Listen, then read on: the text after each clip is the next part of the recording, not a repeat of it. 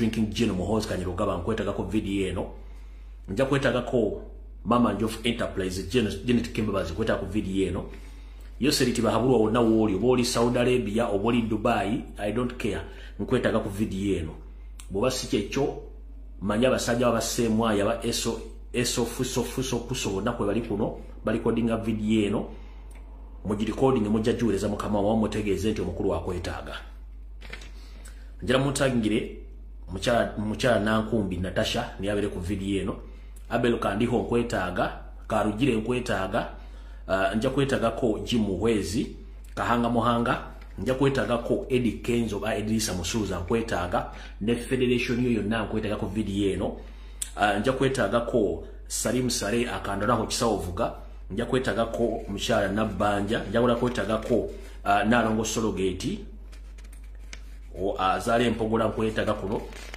njira kwetagako Patience Lwabogo nkwetaga Patience Museveni njira kwetaga ko wano Mukyala anja kuleta kiri wakiwanuka njira kwetaga ko Ruth Nakabiri wawe po ne Karugire be bantu benetaka ku video ne olwalero ndoza tuyoke tugende maaso mu video ulungi olwalero ndoza tekiba kole bubi singa tuyitambwa kubobodde tujja kuba ne sawa emu n'ekitumba de kikana mu 5 tusimbule tuve ku video eno ekisokera ddala ngenda kusoka basaba nga tunagera mu kalowoozo ka lero ngenda soka basaba tulina ebizibu bingi nnyo ebitumala njala tusoke tuve mu diversions nkiddamu bw'obanga wasalawo okukozesa platforms za social media either ku Twitter ku TikTok ku Facebook ku Snapchat Instagram nga gwasala okukozesa page yo oba account yo oba WhatsApp group yo ngerimu strictly struggle movembi bozi mbasomeseze banga dene bategeeza nti Museveni bwireshe mwitirako akole bintu bingi nnyo nemba somesa nti bwolabanga ekintu kyonna kize ku social media nga mainstream media ekiwadde airpull ekiwadde amakulu ba NRM propaganda listibo nayo itaba blog ba NRM wakiwadde amakulu bakisindikiza totegana eba diversion in setting abasajja bateka sente mu diversion impitirivu okuba nti bajjawo embozi y'okubanja bannaffe olwalero lwange enkyalo agundi mu nsi yonna waliwo kyetuta freedom of speech freedom of expression buli muntu waddembe okwogera ensonga gy'ayogera ne bw'olaba ng'oyogera ne bakwata bw'olwanira eggwanga lye bakuwa kitegeeza tetulina ddembe kati kitugezaako okulwanyisa okukyusa obuyinza bwe nga bukola mu mateeka tokwata muntu nga tolina nsonga lwaki omukwata ekiwombe abantu mu Uganda kiyitiridde kati njala bajjukiza bw'osanga ekiboozibozi ku social media kyonna nga kidivertinga abantu kimanyi kidivertinga abantu kasita kuba mainstream media zeziriwa kubana kimuyinza okukwate mu kitegeera mainstream media ze TV ezimanyikiddwa mu ggwanga amanya mugamanyi mainstream media ze radio ezimanyikiddwa mu ggwanga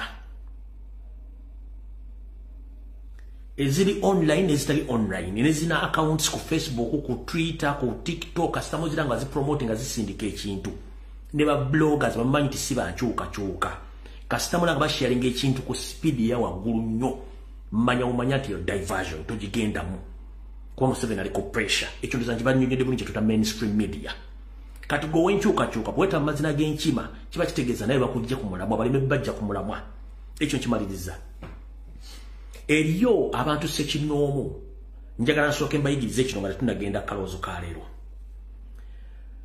tukitegere nti okuva omukulembeze waffe yajja okwesimbawo n'awangula akalulu kano Museveni agezezzaako nnyo otteekako ssente nnyingi nnyo okukuddugaza erinnya lya Kyagulanyi nga bwe yakola erinnya ly'Obote nga bwe yakola erinnya lya Amin tugezezzaako nnyo okuyonja erinnya ly'omukulembeze era tukikoledde ddala Museveni ataddemu ssente nnyingi yogezaako okukola ki okuliddugaza naye njagala nsooke mbaweeyo kodi emu gye mutamanyi kodi eruwa ffenna tutambula tugenda mu ngendo naye tusanga ebizibu bingi si buli kizibu nti ogenda kisolovinga ng'oli mu lugendo olwo oba kyetugamba nti bw'oba otambula embwa ne zikuboggolera ku makya oba olweggulo ng'okomawo tojja kulonda amayinja okube buli mbwa ogikasukira ekijja tekijja kusoboka tambula embwa zireke ziboggole kubanga okimanyi nti ezo mbwa bubwa naye embwa zino zirina kodi mbasaba n'obuwombeefu temuddamu kuwa muntu yenna ng'owali omuwodde ku social media nga tayina makulu. Abantu bano balina kodi embuli agala bamwogereko oba atambuze ekibozibozi kyawe. Bobi Wine bati yamwogera ko Kyagulanyi tamwogerako era avaayo n'ateekera engeri ya Kyagulanyi mu mboozi eyo ng'ayagala mwe mujje mutomere. Kati ngenda bagamba ekigambo kimu eri abantu ng'anoonya mawulire gamwogereko. Oyo temuwa budde nabo bavaayo Kyagulanyi mirundi beka mumuleke kuba tubamanyi wano. Ndabyo kana akasajja kemuntu mukuwa budde kano kabaita simanyi Sheeka Umar osomeddwa. Please ngenda basaba. Oyo talina kyali mu ggwanga. Temumuwa budde. Ye ayagala mawulire gamwogereko y'ensonga lwaki ne yakozesezza kodi ng'avuma Kyagulanyi. Bayinza bakansoke mbone trick endala. Bano bonna tebayina mboozi mpya gye balina ku Kyagulanyi. Buli ajjajja n'amboozi nkadde ze baasookawo ne boogera ebigambo ebimu. Bonna mbeegendeze bonna. Eyazze ejjo okuvuma Kyagulanyi ebigambo ebikali by'abatuma baasooka boogera. Anajja n'ebigwa bimu bamugenda omugamba. Kati omusanga abantu ng'oli avuma Kyagulanyi mubuuze ekigambo kimu owaayi. Oyinayo ku bigambo ebipya by'osobola okuwaayiriza oba okuvuma Kyagulanyi sentamu. Bw'aba talina kigambo kipya oba mboozi mpya oba blackmail mupya gwayinza kuteeka ku Kyagulanyi oyo tomuwa budde. Bonna bali ku kigambo kimu bavuma Kyagulanyi. Ebigambo bamuvuma byonna bifaanagana biri uniform. They use uniform abusive languages and slogans against Robert Kyagulanyi sentamu. They are all uniform kubanga kyabawoko nebale ekipacho kyabagenda kwogera. Kati omuntu ng'ayogera ekigambo kyekimu kibayogerako emyaka ebiri emabega kibayogerako leero tomuwa budde muveeko kubanga abantu abamu balalu. Kyembagamba tembawa budde bukitegedde bulungi nnyo. Kati ono omwami Lord mmanyi record ze ate na kino kankibayigirize towa muntu budde ng'okimanyi nti record ze si nnungi mu public.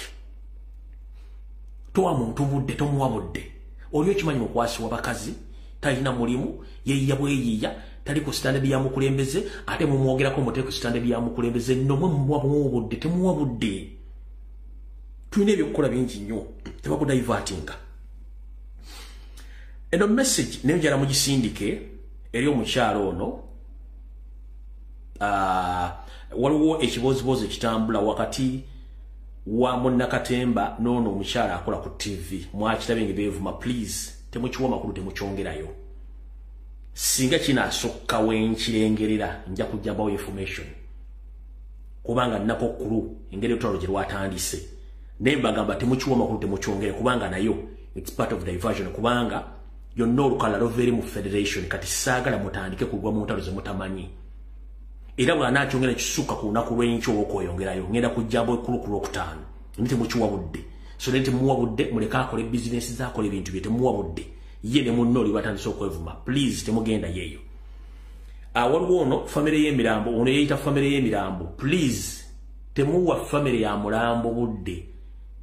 Nuupu kibiino kiyingira era n'okifuluma teri akkakako kisigalamu oli waddemu kifuluma budde bonna bw'oyagala. Famire y'omulambo ne bw'enejja n'eyogera nti kino kiriwo ekitindibwe kinejja n'erumba omuntu tomuwa budde kubanga ye ayagala kusigala mu mawulire. Oli waddemu ofuluma ekibiina kya national platform at your own cost eri agenda kuvunaana kuba you are just an individual. Nange ne bwenkere nkya n'enfuluma nfuluma nze sifuluma na buwagizi sifuluma na Uganda fuluma na ngala yange. Kati famire y'omulambo eyita famire y'omulambo temuwa budde muleka ayogere byayagala kubanga ye bamusasula kukola ekyo. Kati muddamu kuwa bantu budde naye muleka ali ku diversion ze. Omulala asembayo bamuyita Sylvia Mukandon. Sylvia Mukandon mwena mumanyi eyita mu mafina temuwa budde ku bibozibozi byatandiseewo simanyaako oyo okuyamba mumuleke kubanga bwe yali ajja talina gwe yakubira nti zijja kuyamba abantu kyekisooka. Ekyokubiri tewali okatambi konna kalaga nti waliwo yamuvumye olw'okumuyamba ennyo tekaliiwo. Kati yasinzira watandika okuleeta ebibozibozi nkoyo kubanga ye tumumanyi bw'afuna ebizibu ng'ayagala bamwogereko oba ayagala ensimbi okuvuwa mu kabwa ng'atandika okuteeka ebibozibozi. Kati mukimanye nti supplier abadde amuwa ssente ennaku zino ali mu katu talina ssente. Era asobola ogikozesa nga advantage nti si kyayamba bantu kubanga supplier takyamuwasire kuba takyalina mugaso. Kati akyongera mukitegeere nti ye bw'obanga nti akoye okuyamba teri yamuyita mu kuyamba.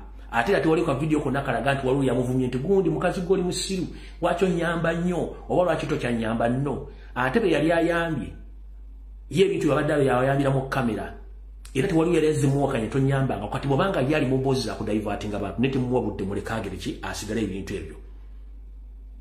Mukitegedde so kinjagadde obategeeza muve ku diversions. Abantu babagambye ono seko mufuyi w'emmindi muveeko Onombola ko TV no muzanyo wakatemba mubaleke temwongere embozi za muzireke wao family yo mulambo obera zerudda obekoze eki please family yo mulambo mugireke yekole bye yino kola tugenze ku mono mukando ne Sylvia mukandoni please nete muwabudde akole ebintu bya yino kola kubanga abadamu wa sente ba sponsor tacha ina sente za amwa tena chainza kuongerako aho tuvuddewo kati njara bawa kaloozo tugende ku kigula LUJJI then tusimbule video ngabo ina okutandika bulungi nnyo Mukaloozo kalero no kagenda kubeera kasesa nenga ate kalimu amakulu mangi nnyo kekalwa ebiseera bisinga mu nsi tusanga ebisomooza bingi nnyo ate tulina nnyo kubanga tufa ku siyani eyiyo gy'oli mu kulyamu emmere edde nnyo nga tuyigirizibwa empisa z'oku lujjuliro abasinga obungi muliridde ku dining temuliraako ku nzijuliro neffe balira ku nzijuliro bajjajja ffe oba tabba maama betwatula ku lujjuliro bakubegiranga ebibego by'emmere n'obiteekaawo n'obirya n'obine bakuteerawo ebibogo bwamala okubegera mwenna deni n'abasaavi n'abawenva nga buli omu amuwadde envaaze n'ennyama naye nga tebakukirizanga kulyamu nnyama kusooka kulyamu nnyama wasookanga kulya mmere n'omala ogiryamu osembyayo nnyama naye nga buli omu tokkirizibwa kutunula mu sowaani ya munno otunula mu sowaani yo n'olya era supu obanga yakuggwako okuweddeko n'osaba supu omulala era buli yamalanga okulya nga tova ku lujjuliro okutuusa ffenna nga tumaze okulya olujjuliro ne luggyibwawo bulungi nnyo ne tulyoka tusikawo ffenna kye bayita buli omu okufa ku bizinensi ye kati mu kaloozo ka leero mukawulira bulungi nnyo bizinensi eri emu yokka gy'oyinza okutandikawo nga tutaddeemu ssente nkiddamu bizinensi eri emu yokka gy'osobola okutandikawo nga tutaddeemu ssente yeeruwa bizinensi gy'oyinza okutandikawo yokka nga tutaddeemu ssente kwe kufa ku bikwatako ye bizinensi yokka gy'oyinza okutandikawo nga tutaddeemu ssente ayina ogifunamu amagoba nga tofunyemu stress tofunyemu losi tofunyemu ki Mishtegede bulungi business eryaji gyosobola otekamu ssente business eryaji gyosobola obutateekamu ssente ayina otafunamu maguno otafunamu bizibu kasitoba nga ofudde kubikwatako ye business yo gyosobola okutandika nga taddemu ssente n'ogifunamu amagoba n'ogifunamu n'emirembe fa nnyo kubikwatako mind your own business there is only one business which you can start without capital, without money.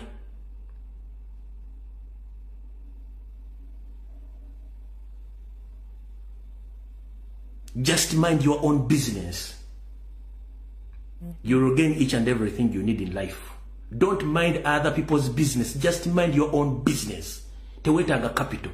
Just mind your own business. You don't need any business. You don't need any capital to start that business. You just need to mind your own business. Tewetaga capital. Okitegedde bulungi tewetaga capital. Fa kubikwatako ojja kufuna emirembe. Neka sito yingira mbito bitakwatako togenda kufuna mirembe. So mukitegedde bulungi nnyo. Awo tuvuddewo kaloozo ka leero kati njala tugende ku kigula LUJJI tufundike tutandike video nga byatuleese.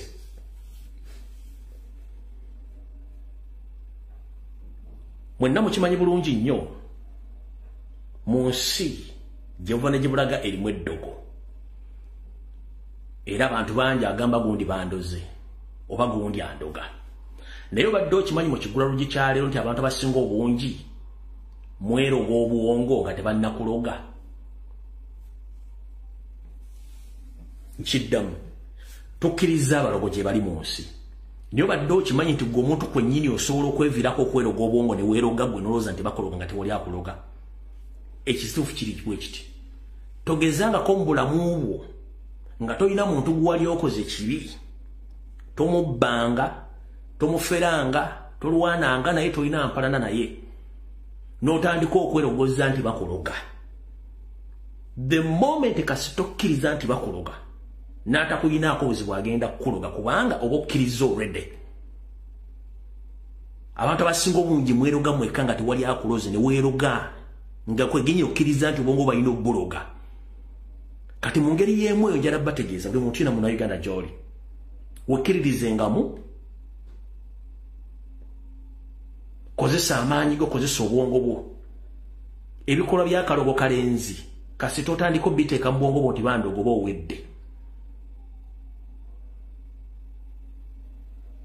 kasi totandika okuteeka ebirowoozo nti bandogo bo owedde eyo okugaba bandogo eyo sayini ya weakness oba kabonero ka bunafu kasitooza nti bandoga kabonero ka bunafu era bw'osanga kyaliwo ng'ali mu bintu bandoga nze tebanjagaliza gundi ampalana that is a sign of weakness. Omuntu alina ebyokukola ng'olina omukisa ng'olina n'ebyokukola tebeera na budde bwaga nti bandowoozaako nti bandoga nno kubanga in principles of life tufuna ate ne tufiirwa kati teri muntu asobola kukola nga tagenda kufiirwa tekiriyo osobola okusooka okufuna ku luvannyuma n'ofiirwa oba osobola okusooka okufiirwa oluvannyuma n'ofuna ne bwe kasitoga nti simanyi bandoga simiri that is a sign of weakness eri abantu nga babaloga naye nga bali successful eri bwe bataloga naye nga tebali successful kubanga balina weakness eyo toddanga unateeka mu bwongo bwo nti waliwo akuloga no oba weeroze mu bwongo bwo kwennyini oli awoza bandoga simu biki era kyobula nti abantu abasinga obungi batandika okukola ebikolwa by'okologo kalenzi ogenda kubasawo baganda kubanga alemedde okwezula n'okwemanya ekituufu kikyali gwe njagala ombuulire abasawo abaganda okutandika okusawula bakozesa ssente mmeka bakozesa mitwe gyabwe n'obazanyira ku psychology wammwe gwe n'ojja n'omubuulira ebizibu byo byaddamu n'akuteeka mu reverse psychology n'akufunako ensimbi ye n'agaggawala baga omusajja omugaga kumbe musawo muganda ng'ali kuggwa zaamunoonya bana business tezikyatambulawo ng'olina poor marketing bannanga omusajja nkyayo olina empisa embi baakugobye mu maka bana emirimu tegikyatambula bakasoma beefulya ku vumbi n'obavuma okitegeera banenze emirimu gimbuze tosobola kukola application tewasoma oba oli munafulugo olyamye kati ogamba nti emirimu gikubuza ani agenda okukozesa ero jagenda ozungira mbaso baganda je tagenda kugaana nti wali kizibu kikuluma ajja kuganda nti kizibu kiri bwe kiti lwaki agajja yafa yakuloga lwaki agasengawo yakuloga bekina kimulebera jaga nti akana kiwaleke Mombasa muneke kakukumira genda okalone Mombasa nga toka inaayo lwojjo kuboka nti badde banfere mu kitegedde bulungi jjo so njala muggulo bwongo bwamwe mwe mugaggawaziza abalogo kuba bakimanyi muina sign of weakness erije muganti bandoga kubanga eyo is part of life okubeera weak bwe batosobodde kwezula nti olina kyosobola okukola mukitegedde bulungi nnyo tuvudde waawo ekigula lwekikiwedde kanjala tutandika video naye nga tutunatandika video okusookera ddala njala sooka otwala okuyisa obaka buno mwenna basinga obungi mugoberera emitimbagano ku social media naye njagala omuntu yenna agende ku mutimbagano ogwa wasanya kalu Charles Peter Mayiga alabeko oba kuliko ekintu kyonna ekyatimbiddwa ekyefaananyiriza ku kuba nti Obuganda bwaviiriddwako dda omuzaana waabwo tekiriyo kubanga Abaganda ffenna twandiyagadde okumanya omuzaana yaseeredde oba yatuvudde ku maaso enteekateeka eri etya kuba abantu abasinga obungi tebamumanyi kale nno nze kantola obuvunaanyizibwa bwange ng'omuntu omukulu eyewo omumbago bazikuba nsobole okuba nga mbategeeza obaka buno okusookera ddala gusinze ayi Ssaabasajja Kabaka Ronald Mwenda Mutebi w'okubiri Kabaka wa Buganda twakuumye bubi era gutusingidde ddala twewunguddemu nnyo katono nnyo ye atakumira mpeera munnange n'atutwalako omuzaana atuzaalira oba azaala omulangira Crispin Junju Kiwewa yatuvudde ku maaso ndowooza olunaku lwajjo tusaba Mukama amuwummuze emirembe ssebo omulangira Junju Mukama akugumye Ssaabasajja Kabaka nawe wooli Mukama akuteremu obwangu kuba mumanye embeera gy'oyitamu sinnungi essaawa zino naye nga byonna kiba kiseera kimu nti enjawulo ya budde kitalonyo ddala nga omuzaana ono abadde aweerezanga ambasada mawanga ag'enjawulo ng'akiikira eggwanga lyo ku mulirwana erya Rwanda ng'amannya ge ye Vaneti Semudundu era ng'ono yafiiridde mu ggwanga erya Rwanda. Enteekateeka zonna ezinaddako ndoza zijja kuba zibategeezebwa naye ng'omuntu yandibadde omutuufu eyandibadde atubuulira ensonga zino nga bwe ziri tasobodde wadde okupostingako wadde okwogera ku muzaano ono muzaana wa Kabaka eyatuzaalira omulangira Crispin Junju Kiweewa bambi omukama yamujjuludde olunaku lwajjo. Kitalo nnyo ddala mwenna Abaganda gye muli mutegeezeddwa kubanga omuntu alina obuvunaanyizibwa okutegeeza Obuganda naki ekinaddako kye kigenda okukolebwa ye yeesirikidde nga bweri embeera yo. Matubaga ebintu bino luza tuseka tusaaga mukitegedde bulungi nnyo. Katonda amujjuludde ne teriyo Bwakabaka bwa Mengo tewali omuntu yenna yesiza kigambo kino nti aba ategeeza Obuganda kubanga ono nakabutuzi wa Buganda yatuzali omulangira Crispin Junju Kiweewa ne teri asobodde kukola ki kumwogerako ne mawuli tebannamuteekamu. Kati Abaganda bali awo tebategera ki kigenda kuddako naye nga bweri embeera kuba ffenna kkubo lyerimu. Kale naawe tuvuddewo njala kutandika vidiyo eno bulungi nnyo. Njala sooka tegeeza bwendaba na Uganda nti omulirwano gwokya 2 abakatuuka mwenda mbalamusizaako kansumenti muli bulungi. Wetwogerera abali tebanategera mawulire mubadde mumanyi enteekateeka ya Yoseri ne munne Piraato ey'okuba nti baali bateze engalo okuba nti bagenda kwaniriza abanoonyi b'obubuddamu okuva mu ggwanga erya Bungereza babaleete babateeke mu ggwanga erya Rwanda bafune ensimbi ate oluvannyuma bo beegazanyize bo Abanyarwanda beegazanyize mu Uganda. Munnange wetwogerera ddiiru eno esaliziddwamu kkooti enkulu ey'eggwanga lya Bungereza ne bagamba nti kino kimukola ekyokutikka abantu batwala mu ggwanga lya Rwanda si tekimanya mateeka olw'ensonga nti n'eggwanga lyennyini lya Rwanda Abanyarwanda balidduka ne bayingira e Uganda nga teriri seefu ate bantu tebasobola kutwala obawa twala Rwanda. Kitegeeza nti ono mission gye yakola okujjayo eri abantu baleeta eno nga bapulaninga kiri naye efudde. So tuza mukitegedde bulungi nnyo njala kibategeeza nti mission naye efudde kuba kibadde kijja kukomekereza nga kiri waffe. Tuza kambazanyira akatambi kanako mukategeere. Ebadde ensala. We are unanimously of the view that they were entitled to reach that conclusion. Indeed, having been taken through the evidence ourselves, we agree with their conclusion. We accept the Home Secretary's submission that the Rwandan government entered into the agreement in good faith and that the capacity of the Rwandan system to produce accurate and fair decisions can and will be built up. Nevertheless, asking ourselves whether there were substantial grounds for believing that a real risk of refoulement existed at the relevant time, we have concluded that there were. The changes needed to eliminate the risk of refoulement may be delivered in the future, but they have not been shown to be in place now.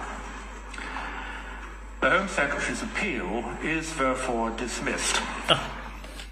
Kasitamu ekigambo dismissed kiba kitegeeza omusango baba gugobye.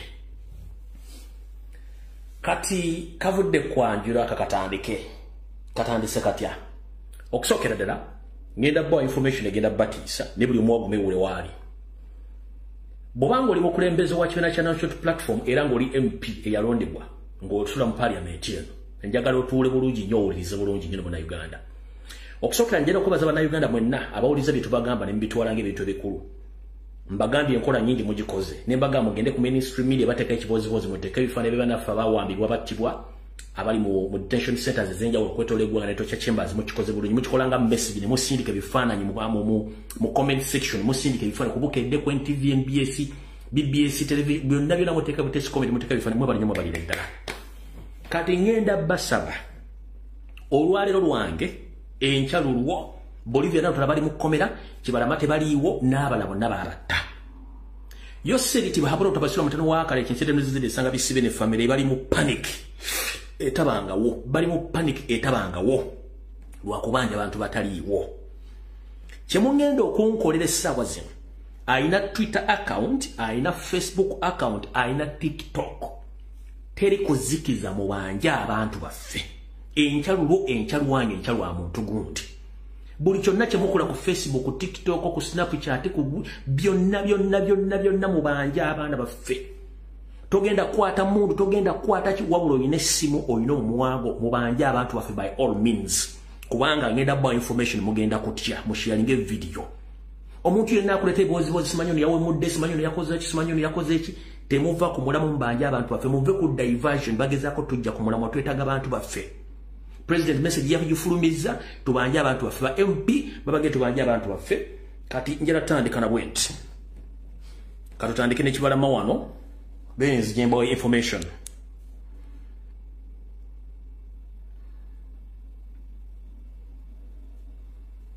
Ndoza bujjukira bulungi.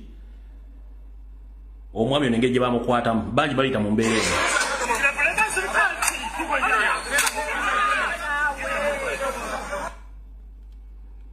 Banji mujjukire kwata gye bakwatamu abantu.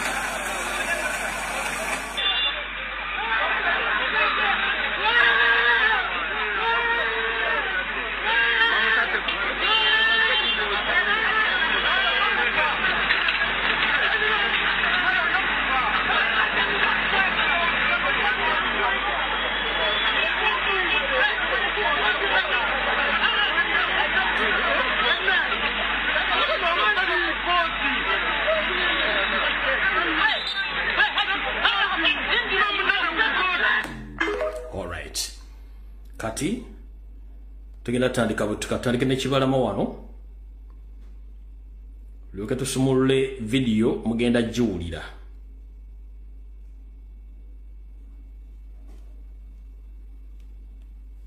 Myaka gyolekera okuwera ebiri ng'emboozi ya John Bosco Kibalama ensejja egibikirako ettaka. Kibalama yawambibwa nga 3 June 2019 nga waakayita ebbanga ttono ng'alangiridde nti wakwesimbawo ku kifo ky'omubaka wa Busiro North. Bwe twasembayo okutuuka ku kyalo Bukondo gy'azaalwa, ebigambo ebyali byogerwa ku kubulawo kwe bingi byali biwuniikiriza. Wakati mu kubeera nga anyinyitidde okubeera mu bantu n'atandika okufuna amasimu agamutiisatiisa. Najja n'angamba ankubidde essimu simutegedde naye baŋŋambye siddamu kujja mu Busiro North. Nsisinkanye mukyala wa Kibalama Masina Tukunda okutegeera ekigenda mu maaso. Obulamu bw'ossi bwe buli awo bweyagaza olw'ensonga yaliko abaana naye nga ne ssente ze. Ako tetugenda kalwako waliwo nakana akalla mukawulire. Buli eno abantu 18 okuli Moses Mbabazi, Dennis Zimula, Shafiq Wangolo, Martin Lukwago, Peter Chiria, John Damulira, Michael Semuddu, Muhammad Kanatta, John Bosco Kibalama, Vincent Nalumoso, Yuda Sempijja, Musisi Mbowa, Mustafa Luwemba, Hassan Mubiru, Isma Sessazi, Godfrey Chisembo, Godfrey Kasumba, Joseph Baguma, akakiiko k'eddembe ly'obuntu bekakakasa nti tebamanyiddwako mayitire okuva lwe baabuzibwawo. Alright. Kati omukyalo ono najja n'ayogera bw'ati. But we are fortunate that Kibalama was traced. He was arrested recently in October in a place called Kakiri, and he's one of those that is claimed to have killed police officers in Chiboga, Wakiso, and other places. All right. Kati kavudde kwanjula katandike video entuufu yatulese. Twade tuliawo ne zireeta amyuka omuduumizi wa poliisi mu ggwanga Major General Tumusiime Katisigazi n'agamba nti ebyokuwamba abantu abesiba ku gavumenti matugambuzi kubaliisa ngo.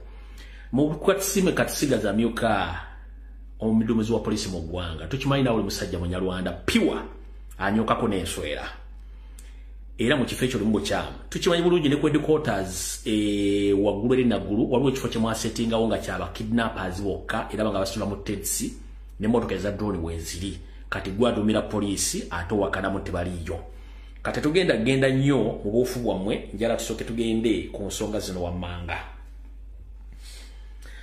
buno obaka njala bugende ey'omukyala Nalongo Sarogeti Mpogola Anita Amongi baliko gyotuusaako engalo kansuube nti gitambula bulungi nnyo buli kyokola kyonna tukitambulirako era tukimanyi gwe ne former boyfriend wo Kantuntu muzanye emizanyo mu parliament mutadde honorable zaake mukattu nabaka ba Nuupu mukattu mwenga muzanya politics omufuna ensimbi njala nsooka etegeeze public nti guno omuzanyo guwayisiza nti ogenda ku dismiss nga bakaba national platform aba opposition abatadda mu office mwamaze okumala okugabana ettu lyakakadde ka $1 kalamba era ensimbi zino nemuzikozesa ogenda ogula kuzimu ku apartment za Sudiri eziri saidi z'ebokoteeyo ekyo nakyo nakitegeddeko bulungi kwe kujja mutiise eggwanga naye eyo mukola nsobi mama Nalongo Sarogeti Anita Amongi how are you doing munnange buli kintu kibirako entandikwa n'enkomerero gwokuva eno tandika okutiisatiisa bannayuganda naddala bakulembeze mu parliament nobatiisatiisa ng'atiisa awusigala ogwo wafunisa olubuto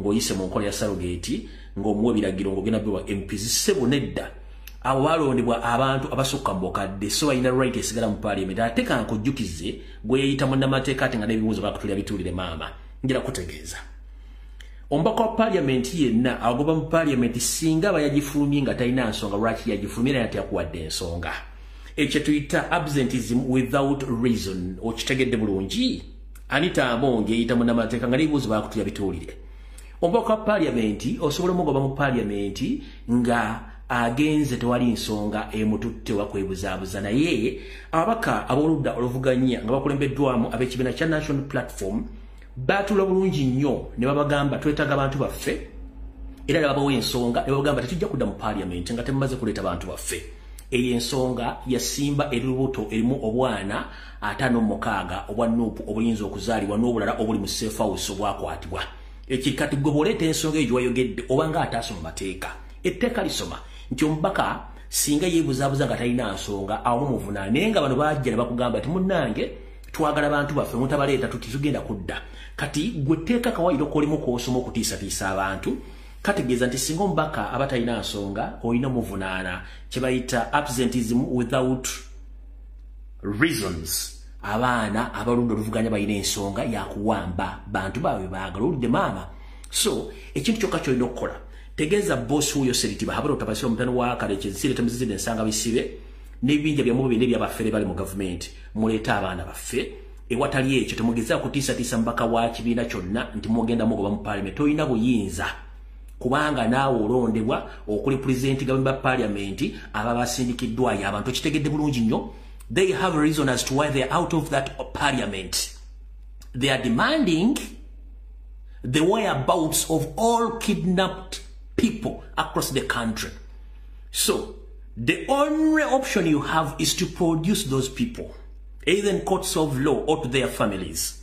And according to my reliable sources, the information which I've gathered today, it states that you and the government, you are moving around searching for those people's family to convince them to get out of media so that you can compensate them. Tewali muntu osobola kuwa sente nga watta omuntu we.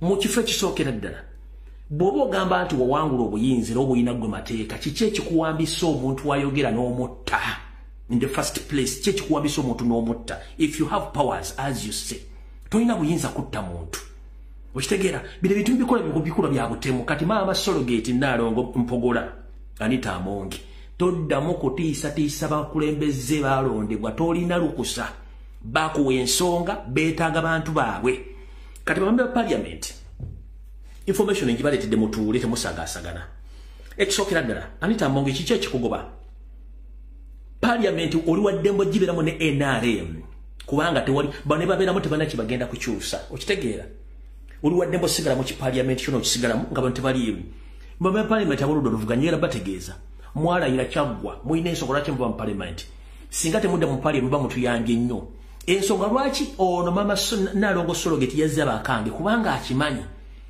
kijja kusindika image enchamu ku international level bako community okubuuza ati parliament ya Uganda opposition baalaga wanti balina ensonga ABCD kati kyagezaako okujjawo n'okusasulira diversion zino zonna kati njala kibere ku record bame ba parliament gala babalola for the first time mujja kufuna series mlemba temutudde mugenda zifuna ku account please mutulageko solidarity muri banda Uganda muleme kudda mu parliament kubanga abantu balina kibafumba buli batuvuga batwala kalulu bemo mwagala kuma kibafumba kikino ulira bulungi nnyo bino bena babirese kubuzaabuza abantu beta gambere mu parliament mutandika okulonda bino simanyi bagenda kulira bibagala okuleta mu masa okatu njala mubere bagezigezi temudda mu parliament kubanga nabino tujja biba kubiramu ulira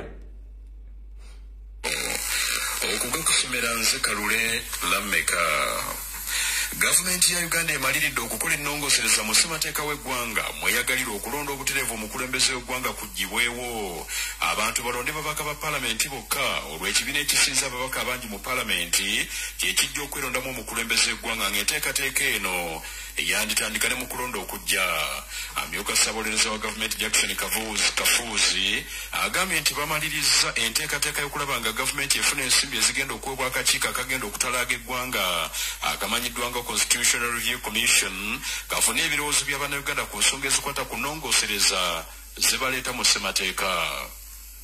Olaba luli twajjawo ekkomo ku myaka abamu nga bagamba tekitaanya abalala nga bagamba kitaanyi ekyo nekikola ki nekigwa newabeerawo ate oluli bajjawo ekitanja yes kuba baaraba nti banga kikyali kikoze yes wano waliwo advantage wano waliwo disadvantage kati bagenda okuddayo mu bantu batunulire buli nyingo eri mu ssemateeka bwe badde tetuyambye ennyonga eyagala kwongeramu empagi bagyongere ku maanyi okitegeera tekirina buzibu kata bannayuganda baba nga tebaaga tewali nsonga lwaki tekikola kuba kiba kipakatako nga gavumenti okukitika mu nkola waliwo n'abaagala federo nga baagala tuba tutunulamu amateeka enkaliriza ne federo naye ejje oba regional tiya ejje naye tugiteekemu tusobole okutambula. Wabula Kafuuzi Jackson agambye nti waliwo ennongosereza endala eziwerako ezitunuulirwa mu ssemateeka omuli ennongosereza ku tteeka ly'ettaka saako ensonga y'okuggyawo akakalu ka kkooti eri abo abavunaanibwa emisango ejja naggomola.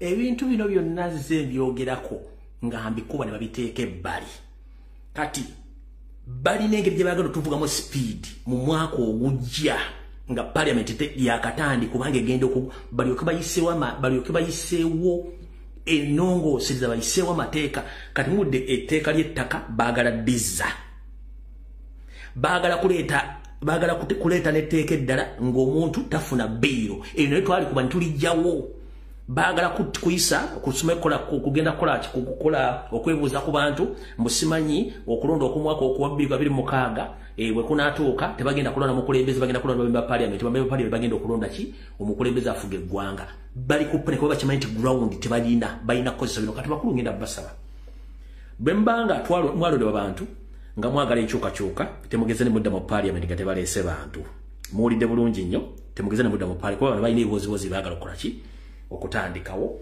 kati tubaleke bakole ebintu byabwe.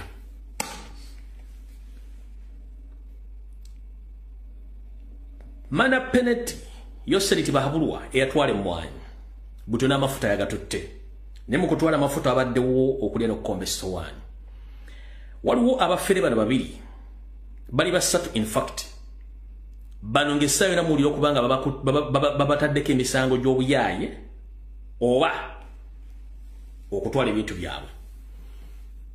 Eno Vito eyafunye monopoly supplier of oil and gas in Uganda si yabadde ino okusooka okufuna kati omukyala Ruth Nankabirwa kiri wakiwanuka ne Kalujjiro mukoddomi wa Museveni bano bafera company gye bayita Meru Petroleum Company ye Kenya obukadde 10 $1 nga bagisuubiza ne bagenda jiwa monopoly supply business ya oil and gas in Uganda. Nkiddamu Meru Petroleum Company ye Kenya kiri wakiwanuka Kalujjire ne Nankabirwa bagifera obukadde 10 nga bagisuubiza obukadde 10 $1 nga bagisuubiza ojiwa omulimu gwe bawadde company eya Vito eyokusupplyinga amafuta mu Uganda nga yiga yokka. Bano mujja kuwulira ekiseera kyonna nga muwulira nti taasulawo taakeese babeetaaga okuba nti batwala ensimbi nga bayisaawo ekintu ekyo. Kati njala tugende mpola mpola tutandike bulungi nnyo. Kati uliriza bulungi nnyo kansubire nti abakulu ba federation batuuse, bamemba parliament batuuse, muwulirize bulungi nnyo. Nabagambye eno video ow'emmemme nafu ojja kuddedda. Ng'ennaku z'omwezi 29 omwezi ogw'Ekkumi omwaka 2023 mu nyumba y'abanoonyiboobubudamu etudde Kasozi Nakasero, Yoseriti Bahabulwa yayita babbi banne abaali batudde mu lukuŋŋaana ku lunaku olwo. Olukuŋŋaana lwalimu ye kennyini Ssaabafere, mwalimu Nnaabafere Janet Maama Njovu Enterprises, mwalimu Natasha Nankumbi, mwalimu Patience, mwalimu Karugire ne Didigi Muhoozi Kanyarugaba. Meeting eyo baagituulamu. Kiki ekyayisa meeting eno? Uliriza bulungi nnyo. Ekyayisa meeting eno ye pressa ekibiina kya National Platform, ba bloggers, ba political activists abali ku social media, family z'abantu ezibanja abantu baabwe abawambibwa nga tebalabikako, tebakubwako kyamulubaale. Yose yamaze ebbanga ngatta bannayuganda ng'abuukawo nakyo. Nabagamba nti wandikola ekintu okulumya omuntu ate munnange n'owunzika ng'oyambe muyambe ekkiriza. Yose yabadde akozesa abazungu okuwulawo n'emisango gye. Kati ffe bakaddugala bannansi ffe tumwekwatiddeko emisana tukunga ne kamera weeziri nga ne rekodi weeziri, kimutadde ku pressa era nga buli mu abo mutujjango bw'embalaasi esala omuvule. Muwulirize bulungi nnyo.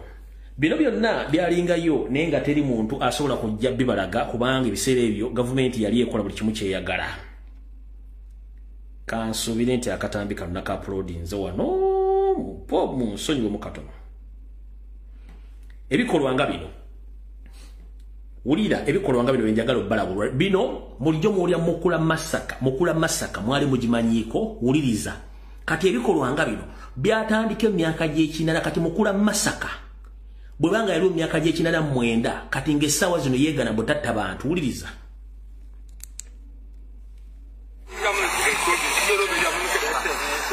On that day, National Resistance Army soldiers rounded up more than 200 people in Mukura in Ngora district in Teso sub-region and locked them in a train wagon before setting it on fire. 69 people died due to suffocation while 196 survived. They were suspected to be collaborators of the rebel movement that was fighting the NRM government. The 69 victims were buried in a mass grave in Mukura Town Council. Mukiwulire ANC tebadde mu Uganda emyaka gyonna. Museveni olw'okuba nti abadde ne mainstream media nga yakontrolinga buli kimu nga tewali asobola. Eno Mukula Masaka gye muwulira, Museveni ne gavumenti ye baakwata abasajja b'omundo ne babateeka mu konteyina ezo mulaba ba 20 feet oba 40 feet ne bagikumako omuliro ne babafumba nga ne batokota ne babaluka ng'obuberenge. Yino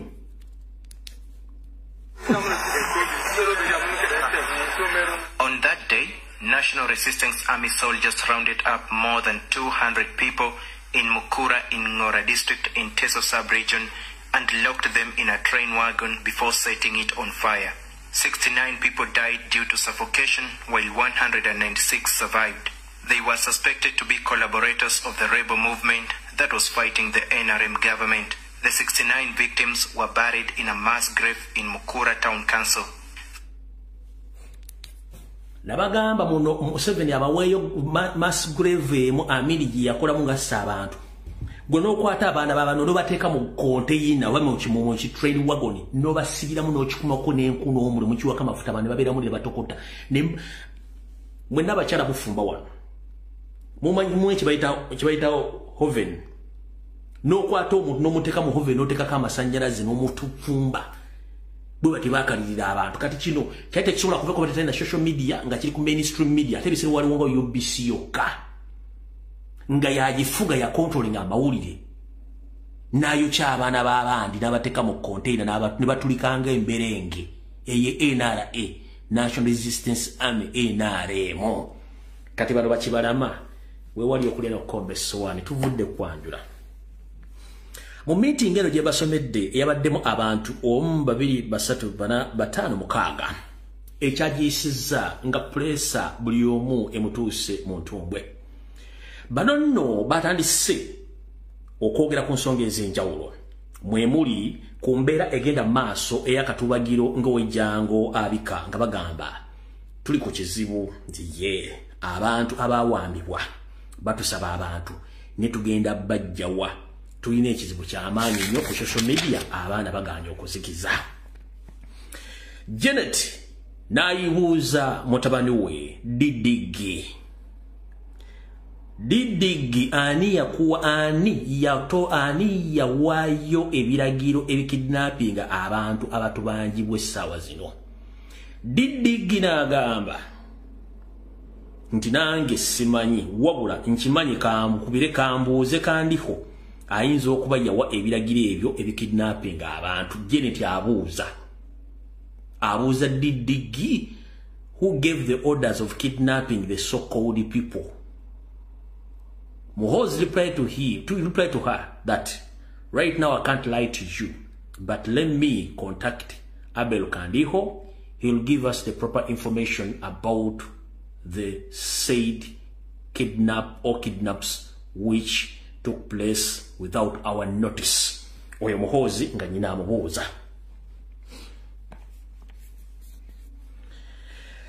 Janet n'agenda maaso olw'okuba tetulina byakuddamu essaawa zino nga abantu batubanja abantu baffe abantu baabwe abaabula tugenda kukola ki era kiki tugenda okuzzaako ku ssaawa eno kubanga kituvudde mu ngalo kyatusire mu parliament ensi yonna ekimanyi nga bulijjo omukalukalu bw'atajja busera Yoseriti Bahabulwa yagambye bw'ati mumpulirize bulungi nnyo mwabalowooza nti mulimu okola gwa njawulo Yoseri yagambye bw'ati ekituufu kiri nti pressure y'amaanyi tugirina naye kye tugenda okusooka okukola kwe kusooka okujja abantu bano ku mulamwa tugenda kikola tutya ngenda kulagira military court esobole okubanga etayo abantu nga 18 kwabo abasibe abavunaanibwa mu kooti y'Amajje emakindye kino kijja kusobola okutuwaako ku breathing space oba ku busizo nga bwe tulinda ki ekyokuddako n'essaawa zino tetulina kyakuddibwamu Museveni kuno kwoli n'oba oli Saudi Arabia oba oli Dubai ebigambo byenjogera obiwulira bulungi nnyo n'abakuliranye bakulu banno Oluganda balumanyi n'Oluzungu balumanyi mu meeting bw'otu bw'oyogera nga tukoze mwezi 29. In that meeting Museveni said that first and foremost I'm going to release some of the political prisoners who are tried in the military court so that we cool the pressure and later on we'll give a solution on how to answer the demands of the kidnapped people or the people who were kidnapped in previous months back. But we are together. Muhozi kenyini olw'okuba nti ali mu kutya ebigenda mu maaso tabitegeera ndowooza mulabye enkuŋŋaana nnyingi z'abadde taliyo nga bakitaabe abato be bazitambuza kubanga ali mu kutya ekimugoba takimanyi n'ekinoonya kitawe takimanyi nabagamba mwabali ku nguudo yose likwatira okuyita okuli Ntebera oli n'okudda okuludda ebbombe yagendagendayo nnyo bw'aba wakujja kinze batwalira essaawa 4:05 nga mulinda omwami ayite okumbaliza okuba yayiseewo dda nga bwe bataddewo kigumaza ng'ente ekuma mu kyoto Muhozi manye kuno kwoli essaawa zino bwe tuli kaba SFC kwe bali omaze almost emyezi 3 nga tokyasula mu makaago ebuziga ng'osula either mu State House Entebbe oba ng'osula mu Mbuya Barracks kubanga okimanyi oli wanted list era ne information yagifuna you are hunted by unknown assailants. Na ye kizibu kye mutamanyi mwabali ku social media awoza kimwena kimokola bana abantu gwe olya muogo ne baka bulungi nnyo n'ogaziya amagulu ne weebaza Katonda yazimba abali ne mundu abalina ssente tebakyagala kumanya we bayise wadde basuze we mubatuusizaawo ekinoonya nnono Didigi Jamaze emyezi 3 ng'ebuziga yavaayo takyasulayo. Asula mu State House e Nakasero oba asula mu Lumbuye mu Barracks. Emyezi 3 takyasulayo. Kubanga waliwo ebibinja ebimunoonya omulyawo over. Byatidde abantu baabwe, byamanyidde ne baakozeeko effujjo bakunoonya mukulu. Era kino okimanyi bulungi nnyo naawe kennyini okimanyi. Naye njala kugamba n'ekitabo kennyini naye akimanyi kiki kigenda maaso. Era njala otegeeza eggwanga nti abantu abatambula ekiro mukendeeza okutambula ekiro. Saawa eziwera 6 lwakuba tebannakibagamba ku TV. Ensi Uganda erimu state of emergency. The moment approach 12 a.m. in the morning. Wabero state of emergency. Era kubuli nkulungoze mu kibuga Kampala mukono Ntebe. Kubeerako Amajje ne Mamba mulakwa mujja ku saa 12 musanga bivudde basaawe nga bivuddewo. Wabula kasita zikona saa 6. Amajje amayitirivu gabeera mu junctions junction esinga obungi mukolo Kampala Wakiso nga gataayaaya ekiro. Ekyo mukitegedde bulungi nnyo. Uganda erimu state of emergency bakwate banagirangirira naye ng'etandika saa 6 wakiro ete bajja gibagamba. Abatami bo batambula bo bakimanyi. N'abantu abazunga ekiro nga bakola business ekiro babiraba mwemba babaka ku saa 12 kwemu temusobola biraba. Nenga bino bigenda maaso. Kubanga batinkula kye batamanyi. Katuza mutegedde bulungi nnyo.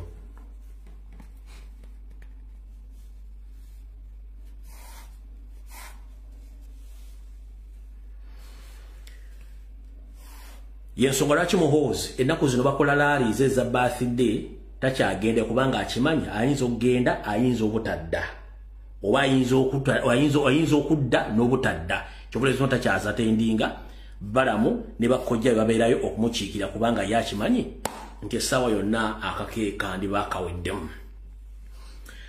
Omukyala Nankumbi Natasha yayimuse n'agamba tugenda kukola ki essaawa zino kubanga ekituufu kiri nti buli gwe tubuuza yeemagazza ng'akabwa akasibe ku ggaali abantu batubangibwa bali ludda wa era tugenda kuzzaako ki kubanga singa tubadde nabo at least wandi bali tutaataayo ne tutegeeza abantu ba public nekira nti abantu batadde naye teri muntu yenna gwe tusobola kuproducinga kubanga tetubalabako. Muwulirize bulungi nnyo.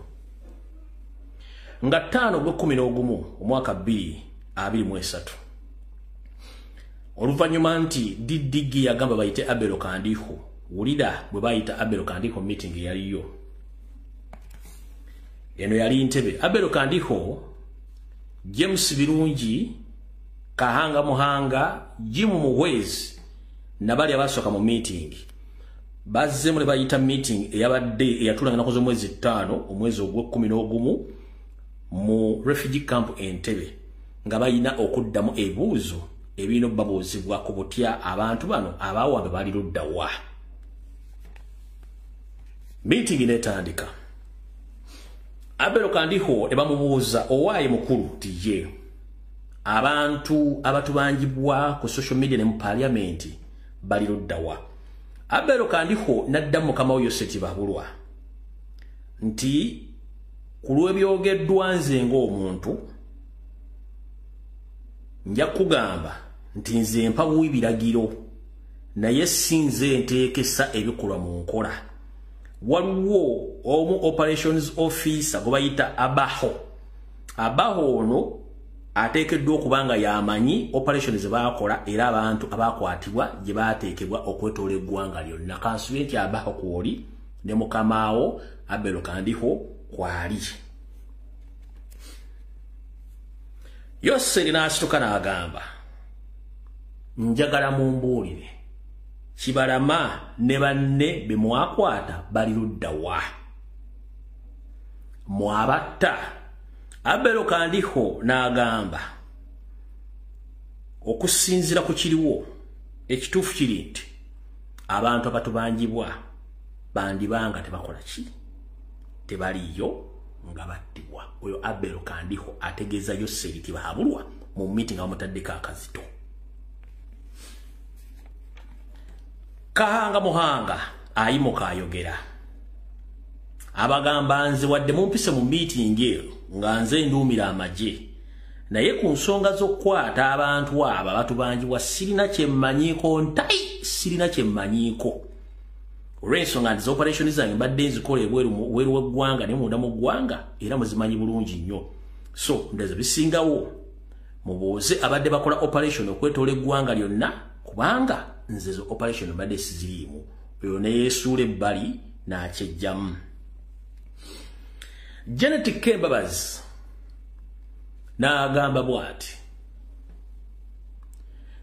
tulina obuzibu bw'amaanyi nnyo omusiru ono omuli wa Lumonde Nabbanja aleese ebizibu bingi nnyo nti bwe yavaayo n'asesema oba n'ayogera ng'omusiru atalina magezi nti abantu abaakwatibwa okuli Kibalama babalina kino yatukuba omusumaali mu kigere naye oba bakutenda kuwoza nga Prime Minister yavaayo naawo obujulizi obulaga nti gavumenti yerina Kibalama tolina woosobola kiddira era tolina bw'ogenda kikola kubanga ekituufu kiri ne minisita yennyini ssawa minisita yakonfafinga ffe tulina abantu naye abantu bali luddawa. Janet n'agamba ekintu kino kitutawaanya era kiri mu kutulya mpola naye Nabbanja ajja kisasulira. Nabagambako mujjakera ku makyanga Musaafiri tavudde mu buliri bukyanga Musaafiri tumutandika omuteekako puleesa mumaze ebbanga kinga temulya Musaafiri eno video egenda okutisa Nabbanja kanzire mungi basombi eno video egenda okutisa Nabbanja eyo. But we are fortunate that Kibalama was traced. He was arrested recently in October in a place called Kakiri, and he's one of those that is claimed to have killed police officers in Chiboga, Wakiso, and other places. Eyo video yenjo okutisa Nabbanja olumu ayinza okukera ku makya nga tazookuse okujja obujulizi. Bwe bina bigenze nga byeyongeddeyo bajja baga Nabbanja alimu akajabangu akasengula ennyonyi ekiro naye teri muntu gobo wa minisita oba sub minisita kabere bwana DC ngali mentally disturbed NAMAYANJA ategeera era saagala mukyuse emboozi mugambe yabyogera out of influence yali influencingiddwa Nabbanja ayinza okuba tanyona ku mwenge oba nga tanyona ku mmindi nga talina kyakozesa kyonna kuba tumula bulungi nnyo abeera soba lwakuba nti abeera so happy ate nga n'ekyo bulwadde nkiddamu omuntu bw'abeera so happy oba so kyamuketed every time ateeka okunoonyerezebwako abeera n'ekikyamu ku bwongo so Nabbanja ate kubanga alina ekikyamu kye bayita happiness ate kubanga alina ekirala kye bakiyita happiness nga ye ali kyamuketed ate n'ekyo obulwadde gye buli serious omuntu wabeda nga aseka nnyo asaagasaaga nnyo ebiseera ebisinga nga yeetabeera serious ekyo nakyo abasawo balina engeri gye bakitaminga mu babulwadde naye kati bano bayinza okikobaga nti video agyogera ali influenced by something naye ekyo tekijja bajjawo mwakonfaminga nti munakonfaminga kubanga Prime Minister mulamba. Tubadde tukyali ku Janet wali wagambidde nti Nabbanja ajja kusasula. Lubate luli busa Yoseeri nga gamwesibye muno mwakalule amaaso n'agazeeri n'akuba mu kiwalaata gy'obeera nti kigenda kumeramu enviiri ento nga n'ekyazitwala takimanyi. N'akwata olukomo lw'essimu n'alukubira muto we Jeno Salimu Sale akanda nako mu meeting yennyini n'amubuuza owaaye Sale nkubye essimu eno nga njala kubuuza tuli wano mu meeting wagitegeddeko ne tuli ku pressure etenkanika tukoze tutya kubanga pressure tuyitiriddeko batubanja abantu abawambibwa tetumanyi kyakozzaako naye olina ky'omanyi ku bintu bino. Wulira kisawo vuga Salimu Sale bwe yaddamu mukulu we. Sale yamugamba tetulina kyakukola kubanga ekituufu kiri nti abantu abo tebalina we bali mu ggwanga wonna ekituufu abantu battibwa. Kandiho yagamba abantu bakola ki? Ono Sale mukulu we bwamukubira confirming abantu bonna baki bafu tebaliyo. kati bukyanga lubanga lwa mmindi yosere kuva mu 1957 kyonna zatta abantu nga kyonna nga akifuula n'akizanyisa n'akiyisaawo nga tetulinaako kkulu yonna. Until then, Robert Kyagulanyi was social media where his smartphone was really.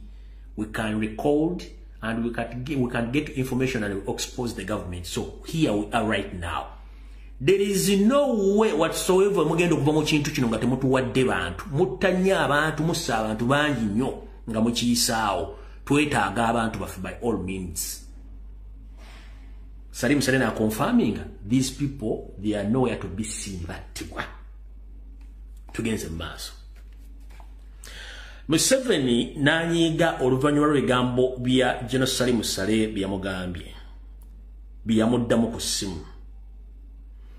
N'amugamba tukuwadde ensimbi nnyingi nnyo kati nno kavudde kwanjula katandise tukuwadde ensimbi nnyingi nnyo okugezaako okuziriikiriza pressure etuliko ku social media ne ku ground nemba celebrities naye ensimbi zino zikoze mulimu ki kuba twakuwa sente okontrolinge mainstream media okontrolinge ba celebrities okontrolinge ba bloggers okontrolinge ne social media sente waziteekawa.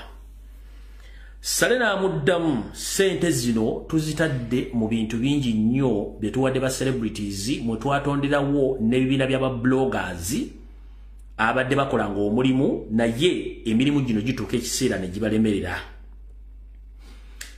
N'atuuka n'agamba nti nateekawo ne federation enamba ne tukuŋŋaanya buli muyimbi yenna ne tumuteekamu nga tulina mission enekusifa okusooka okukwata abayimbi bandibadde beegatta ku Kyagulanyi ne tubateekawo tubateeka naye nga tujjayo omwo tumubakubise naye nakyo kirabika kigaanya okukola oyo Salimu Sale nga yayogera ba bloggers bomu bamanyi tugezezzaako okukola diversions nga buli diversion ekolebwa ku social media tugispendingako wakati wa milioni 15 ku 2 wabula n'ebigaanya okukola.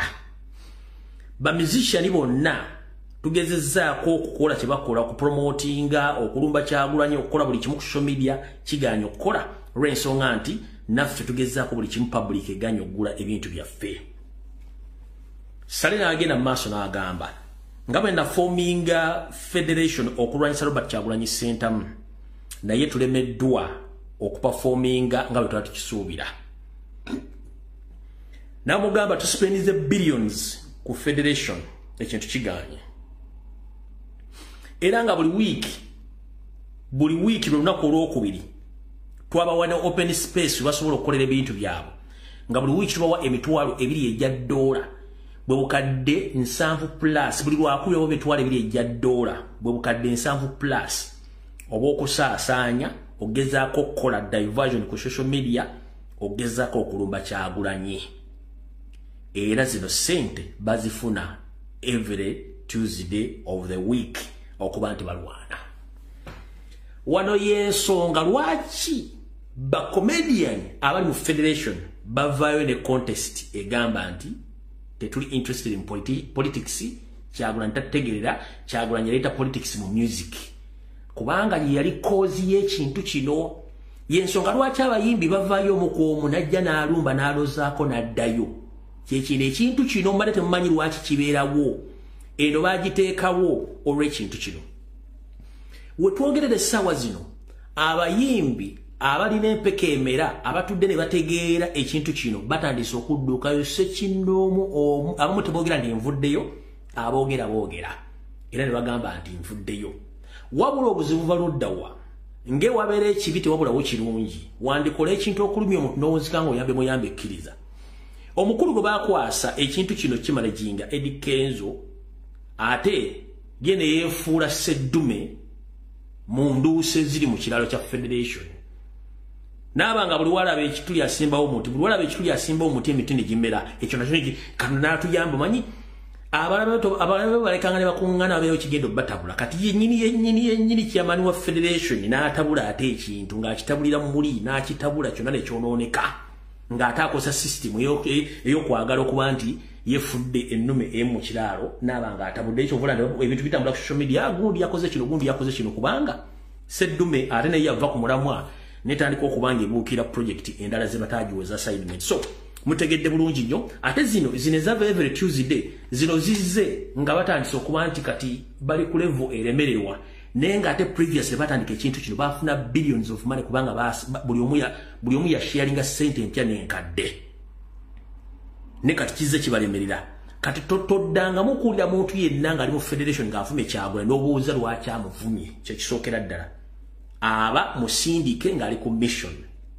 Tolero comedian ngalumba Kyagulanyi n'obuuza lwaki amuvumye ali ku mission. Buli muntu yenna gwomanyi nti ali mu federation ali ku mission ya kuteeka Robert Kyagulanyi Center mu wansi n'ebikibiina kya national platform tebali ku kintu kya corporate yalinga makeup ne makeup bw'omuggyako omuntu yennyini omulabu afaana nga taliko filter. Kati essaazi no makeup agenda ava kutandika okulaba filter entuufu. Tebali ku corporate kubanga corporate tetandise leero. Abasajja basabadde corporate emyaka nga 15 emabega ne bagisaba kati lwaki bano bagiteekawo kati kubanga bakimanyi nti badde baagala okukwasiza abantu bano. Kati waliwo mbagambidde kaabere comedian kaabere munnakatemba kabeerani kaabere producer kasito mulyanga alumba Robert Kyagulanyi Center kaabere analyst tobuuza manya bumanya nti musasule era akolera federation eyaliwo okulwanyisa Robert Kyagulanyi Center. Ekyo mukitegedde bulungi nnyo. Era bali ku payroll. Ng'ennaku z'omwezi 8 omwezi ogw'Okwakumi 2023 kansulenti kuno Edi Musuuza kwoli Kenzo osobola okuwulira eggwanga Janet essimu gye yakubira n'akuyita mu makaage eruzira. Osobola okuva n'obuulira abantu biki Janet bye yakugamba oba yakubuuza. Kati nze kambibuulira eggwanga ng'ennaku z'omwezi 8 omwezi ogw'Okwakumi 2023 Mama Njovu Enterprises yakubira Elisa Musuuza Kenzo makaga gasangibwa eruzira n'amugamba Edi Kenzo sente zetukuwa zikola mulimu ki era omulimu guli luddawa olemedde okukola emirimu gye twakuwa gamba okuteeka Kyagulanyi wansi omuvuma n'okuba nti mutujjako pressure. Musuuza yagamba Janet bw'ati sente muzituwa tuzikulambe zirina okukola naye ate mukimanye tuli bantu era olumu tulemererwa. Sente bwe tuzitadde wonna zikozeeko kizikola naye tekiba kyalubira nikigenda kubeera kubanga bano tuddiringa n'abantu era ensonga lwaki abamu batandise n'otuddukako olw'ensonga bagenda okulanga ekintu kye batulateekamu kiyinza obaviiramu obulabe gye bujjako eyo abantu ne babakyawa. Gye ndambuuza ogambye ekinamugamba kyekyo sente tuzitukozesa nga muzituwa naye tulemererwa kubanga public eri birala nnyo kufe bye tulowooza baatutegeera dda mission yaffe. Kati wuli owali okulya n'okukomba essowaani wetwogerera essaawa zino bonna abeeyita abali mu federation mission babasomesa ya corporate ne mission yali Robert Kyagulanyi Center era nga director wa movie yali Kenzo. Era wetwogerera essaawa zino batandise okubulwako kye bagenda okuzzaako kubanga buli lunaku babasaba ekyokukola tebakirina. Kyovula bagee muve ku diversion ezirimba celebrities entale ezibeera ku TikTok ezibeera ku TV nga zitandikidde ku mainstream media nga teruyinaako nsibuko nolubeera well facilitated and well managed by the state. Wembagambidde olutalo lwabaduse wakati w'omukyala akola ku NBS n'ono munnakatemba mulwegendereze bwe lutazikira mu nnaku 3 ngenda kujja mbyogere mmanyi kuno kwaleba bajja kamuwa bw'ataagendereze nja kujja mbyogere muwadde nnaku 3 bwe lusigala nga lutaatambula kumanda oba nja kujja mbyogere nga biinewo ku bibiri oyo ne mulabulidde okumanya pressure eri ku bano ku lwokubiri olunaku lwajjo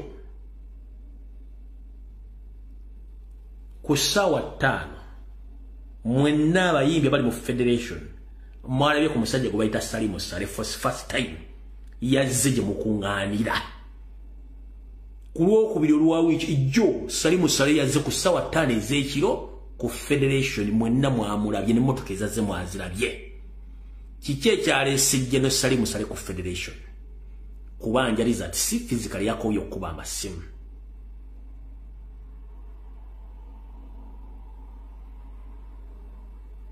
Yakoye okola ki? Okuba amasimu.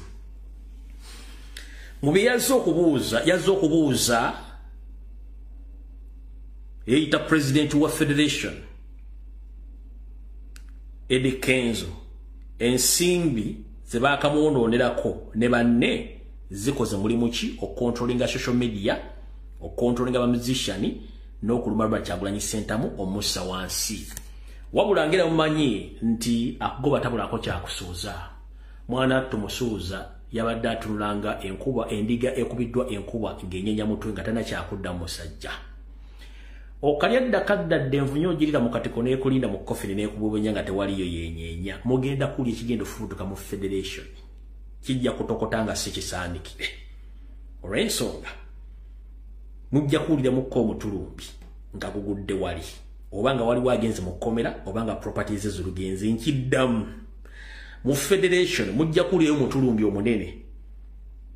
Obanga waliwo batadde mu kkomera obanga waliwo properties ezo batunzi omuntu omu ku bali mu Federation. Omunkiddamu olw'ennaku z'omwezi 15 omwezi ogw'e11 omwaka 2023. Kidyenda tokota nga si kisaanikire mu Federation. Nkugamba ejja kufaayo omuntu omunne mu Federation yemu oba ogenda mu kkomera oba okutunda properties gye mujjako kubanga mission eganye. Abantu abasinga obungi abali bakutte taski y'okuvuma Kyagulanyi singa baali akasente amu basantiro binyika mu nsu abadduka kubanga balemeddwa.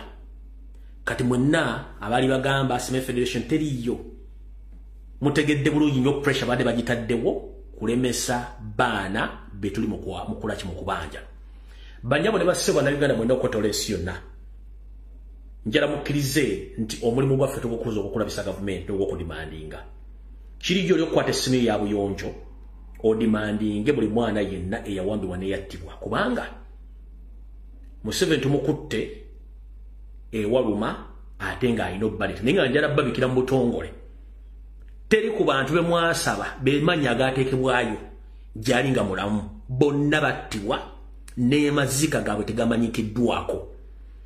Famire y'omugenzi Kibalama mbasaba maama Museveni oba Salimu Sale oba omuntu yenna agenda kujja batuukirire ng'ayagala muteese era abawe ensimbi muve mu mawulire muleme kuddamu kwogera ku kintu kiyitibwa Kibalama. Nammwe famire z'abaana bonna abattibwa era nga famire zammwe zibadde zikolebwako profile. In fact what I condemn is ngenda kusaba omukulu Mathias Mpuuga Nsamba bw'oddamu okukola kye tuyita profiling okunoonya famire z'abaana bonna abaawambibwa nkusaba temuddamu okukola kye tuyita recordings eziri mu video butambula oba okukirega ku mawulire kubanga International Criminal Court ne International Human Rights Commission beetaaga obujulizi obw'abantu bano nga tebateekeddwa mu public kubanga bajja batuusaako obulabe. So ngenda kusaba omulundi ogusembe temuddamu kuliko adde okubuulya famire y'omuntu nti balira wano kubanga ntegeddeko state yasindise eddebinja okutandika okunoonya buli famire y'omuntu kavidi akaafulumye batule naye ku mmeeza bateese bamuwe ssente ekintu bakite. Naye Sabusiru bwa Njoka ziruma nnyinizo bw'anaafa zo zigenda kukavulaani. Ekizibu kiri bwe kiti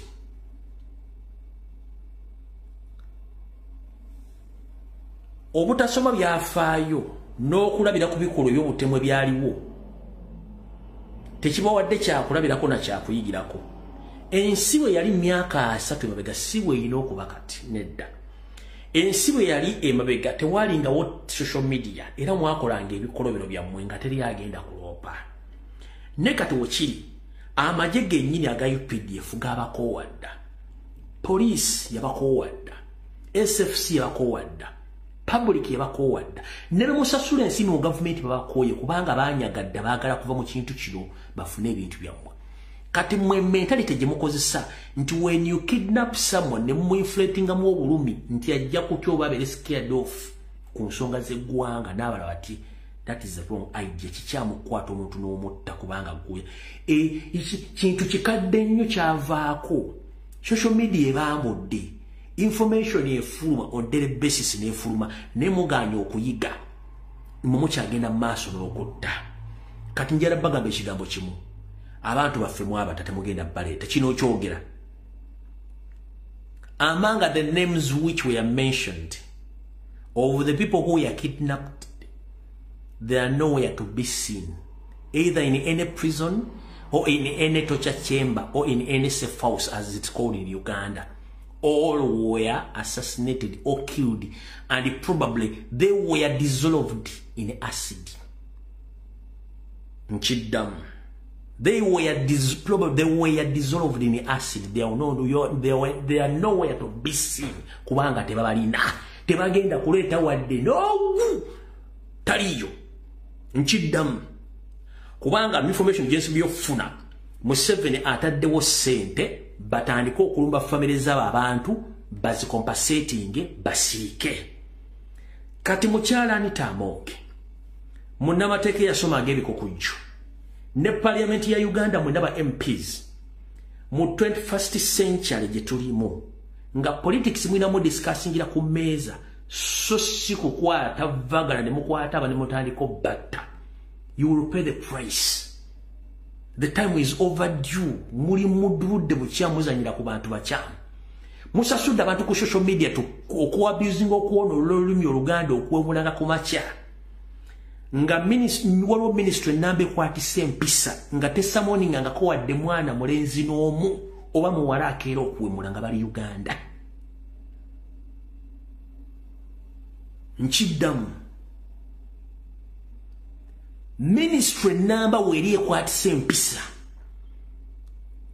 nga kibayita okuwemula okweyambula okutoba ofiti w'obuseegu kimanya amateeka temusamoninga yiwadde mukyala n'omu yali atadde akatambika obuseegu abakeera okuwemula nga kuliko neeyita presidential advisor akeera n'awemula kuliko neeyita simanyi nterekiki akeera n'awemula temuyitangako mwe mulowooza tetumanyi sisitimu gye mukozesa. Sisitimu gye mukozesa ya mbalisi. Ate ogwo omusango bayita malisi musango w'amaanyi ensonga lwaki bwe tulaba ku social media platform ez'ensi yonna ne bakubanga ku mainstream media nga presenter oba kola awe mudde bateeka akantu bateeka akantu ne kamuting ekigambo ekyo ne kakimuting naye osanga ku TikTok ku Facebook ng'omusajja omukulu omukazi omukulu egamba alisitulira erinyanga omuzira gwa BCB munali eyo video neegera ne trendinga. Teyabangulako musango mu Uganda nenga kimenya mateeka kubanga goba omuddu bagwavumye tajja genda kugulawo kesi nti banvumye no. Naye mmwe bwe tujja twogera ku nsonga z'eggwanga nti mwawambye aba noonoonya Lumbuye, noonoonya Kiseka Umaru, noonoonya Simoloviru, noonoonya Masaba, noonoonya Wire Asimwe, noonoonya buli omu ayogera kubanga mwagala batta. Noonoonya eyokolya kuba mwagala batta nga boogera ebigambo bituufu.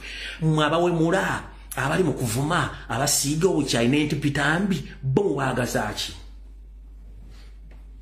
Okuli ne MP omulamba akiikira ekibuga kya wakati Muhammad Nsereko ng'asasula abantu okuvuma abantu bavuma Kyagulanyi teri eryamuguddeko musango.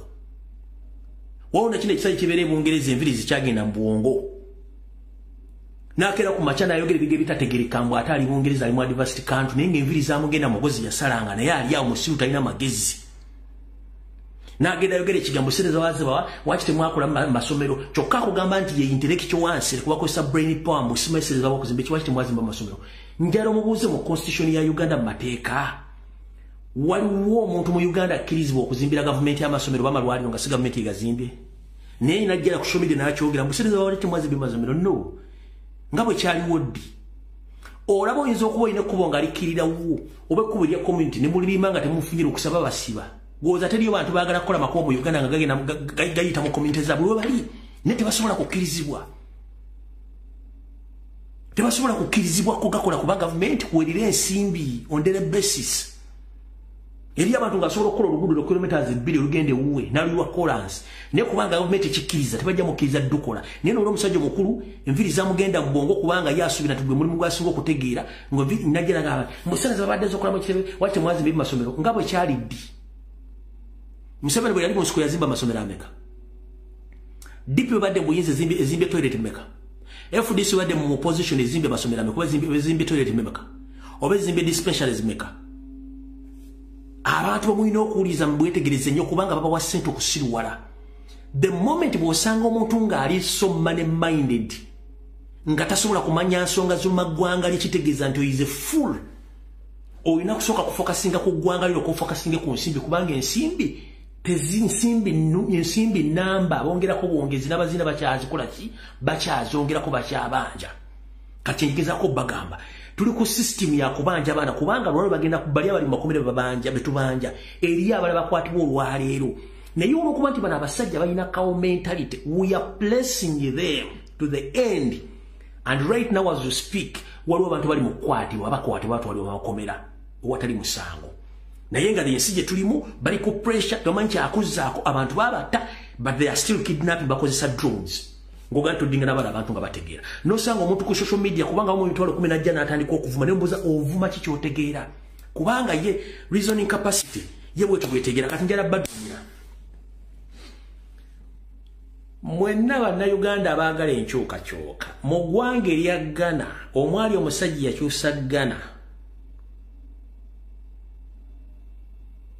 yakola system bwet bamuyita Jean Rawlings Ghana yalinga Uganda nga mulimu abagwagwa abamala okulya ne banyampulukuka ku nsonga ezitabakwatako bwe yawamba obuyinza buli muntu yenna eyali akola kye tuyita negative political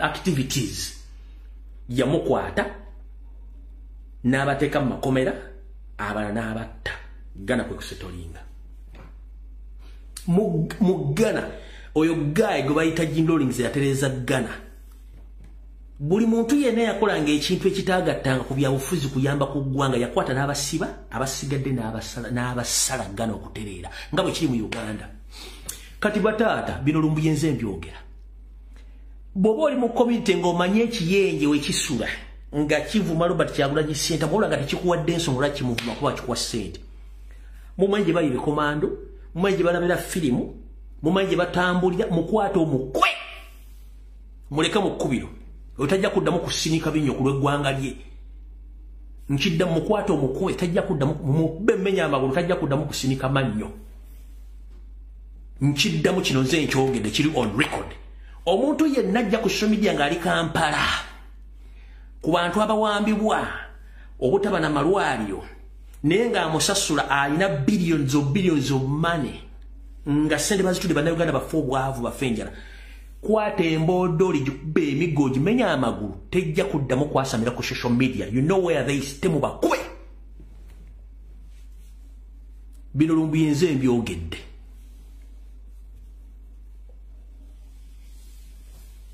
Museveni tweet those idiots oli ali ku social media avuma kyagu nenga taanalizinze lwaki amuvuma nenga akera ku matenda tekako social media Kyagulanyi olinga kino olinga kino agundi olinga kino nga takuwadde reason as to why amuvuma mumanyi basula munoonyi n'akasimu ko munkubira bulungi oba mujjamu n'amanyo gamuggyemu kubanga babawa emirimu egyo babakozesa olw'okuba nti bamanyi they are not informed babakozesa okubawa ssente nga bwe bakwata abantu baffe ne babawamba ate ntujja notwogera bagamba nti we are hooligans katale ku kukya hooligans bagattako tuwamba notukuba notujja mu ensigo notunyiga obulimaawo n'omuntu yenna akira n'avuma Kyagulanyi ng'omumanyi ku adresi waasula simanya mubakube mubaggyemu amannyo oba mubamenye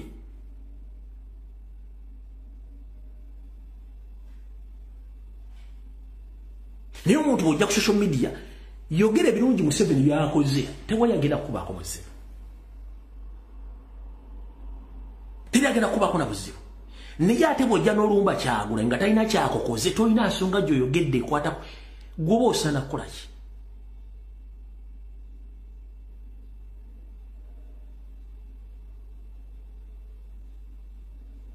Bino nze mbyogedde. Temujja gamba mbu ate simanyi asimikadekade esi edit. Bino nze mbyogedde. Kubanga naffe bwe tujja okuchallengera Museveni twamuwangula akabiri yetukwata n'atusiba n'ataba n'abatta. Was he doing the right thing of kidnapping and killing Ugandans, innocent Ugandans, because we won the elections? Was he doing the right thing? So as we speak right now, he's paying the idiots to abuse, to blackmail, to tarnish Kyagulanyi's name. But if you come across those people and you question them individually, they will not give you answer. They just say that we are paid to abuse. So if you are paid to abuse, then wait for the repercussions. You will pay because you are paid to be a fool. And we are not dealing with fools. Because we don't have prison for fools and we don't have schools for fools. Fools are disciplined so that they get back to their normal senses. To liberate that nation, abantu abalina okubanga babateeka mu reformatory setting obwongo babadde mu reformatory setting basetting. Omusajja aliko pressure buli kimu. Bambe ba parliament aba national platform. Please ngenda basaba tetwagala kulwana nammwe. Temuwansale sale kimudde na kuzomwezi bweziti. Leo mutadde mu parliament mugenda mufuna Museveni kyatya kwe kusigala mu kiyumba ekyo nga temuli muntu ayitibwa temujijjayo mugireke mujjayo yakyo temujijjayo mugireke kyatya kwe kusigala nga mu kiyumba ekyo mulimba endale mboka nga teri mu opposition kiba kimuwa image enkyamu. Kati mmwe twabalonda okutukiikira ne mugendayo temula kimukyusaamu. Mubere on record kubanga Kyagulanyi yabagamba twagala kununula ggwanga lyo by all means. Naye omuntu anadde mu parliament nga Museveni tekigenze ku record nti alesa abantu bafe batalina. In fact, mmwe muyinza okuza nti kintu kyamuzannyo. Ekintu kyemutamayi Museveni tayagala mulabisa. Kino teri security agents eri mu Uganda erina muntu gwe mubanja taliyo bonna babatta. Anti byobaga betaga evidence. Evidence yo tugirina kiche mwagala mu parliament munonyenga evidence weri. Yes, musobola okubanga mwakola ensobiza mwe mwatulya mwe ko but for the last time kubanga lisigaddeyo mutulageko solidarity nga temuze mu parliament. Ne mu constituency bajja basa bajja bakola bajja batendereza. Ne the moment kasamu mbamo yamanda mu mbugo. Naffe tuba tutuna site tujja bakubira obwerere. Mukitegedde bulungi nnyo. Kati for the first time Museveni tulina evidence ng'otta abantu kubanga mwabakwata. Ekyo kyo kimanyi. Ngenda kusaba muntu alina smartphone ku Twitter, ku TikTok, ku Facebook, ku Snapchat, ku Ali, Instagram. Mubiteekeyo twagala abantu baffe by all means. MP enadda mu parliament fetena kitugenda kukolera tujja kukalakata. Ne constituency tugitegeeze. Era nsaba president wange Robert Kyagulanyi Center for the first time in the history. MP enadda mu parliament nga Kibalama ne banene tebalabise. Ekifo kye kirangire nkiri vacant era onoonye ba aspirants abapya abagenda okusisimu mu bifo ebyo. Butunaba tutuuseeyo. In case we've reached there. Mukulembeze wange Robert Kyagulanyi Center manyi kuno kuoli. For the first time in the history of Uganda, any member of parliament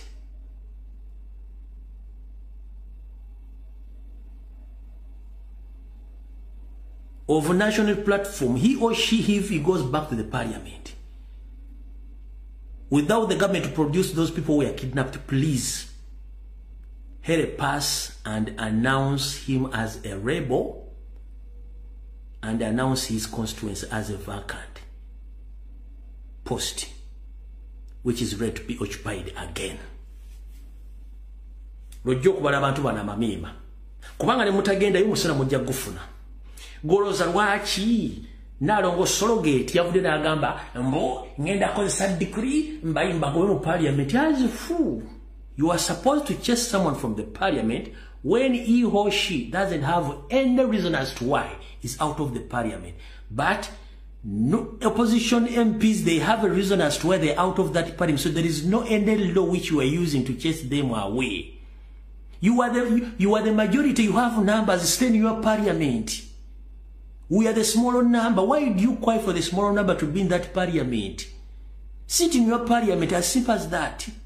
Where do you get pain when opposition is not in the parliament, Madam Speaker? Narongo solo get Anita Amongi.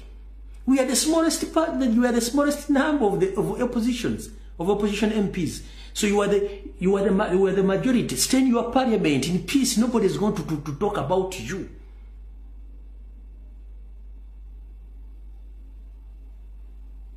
Mama solo get Narongo Mpogola Anita Amongi.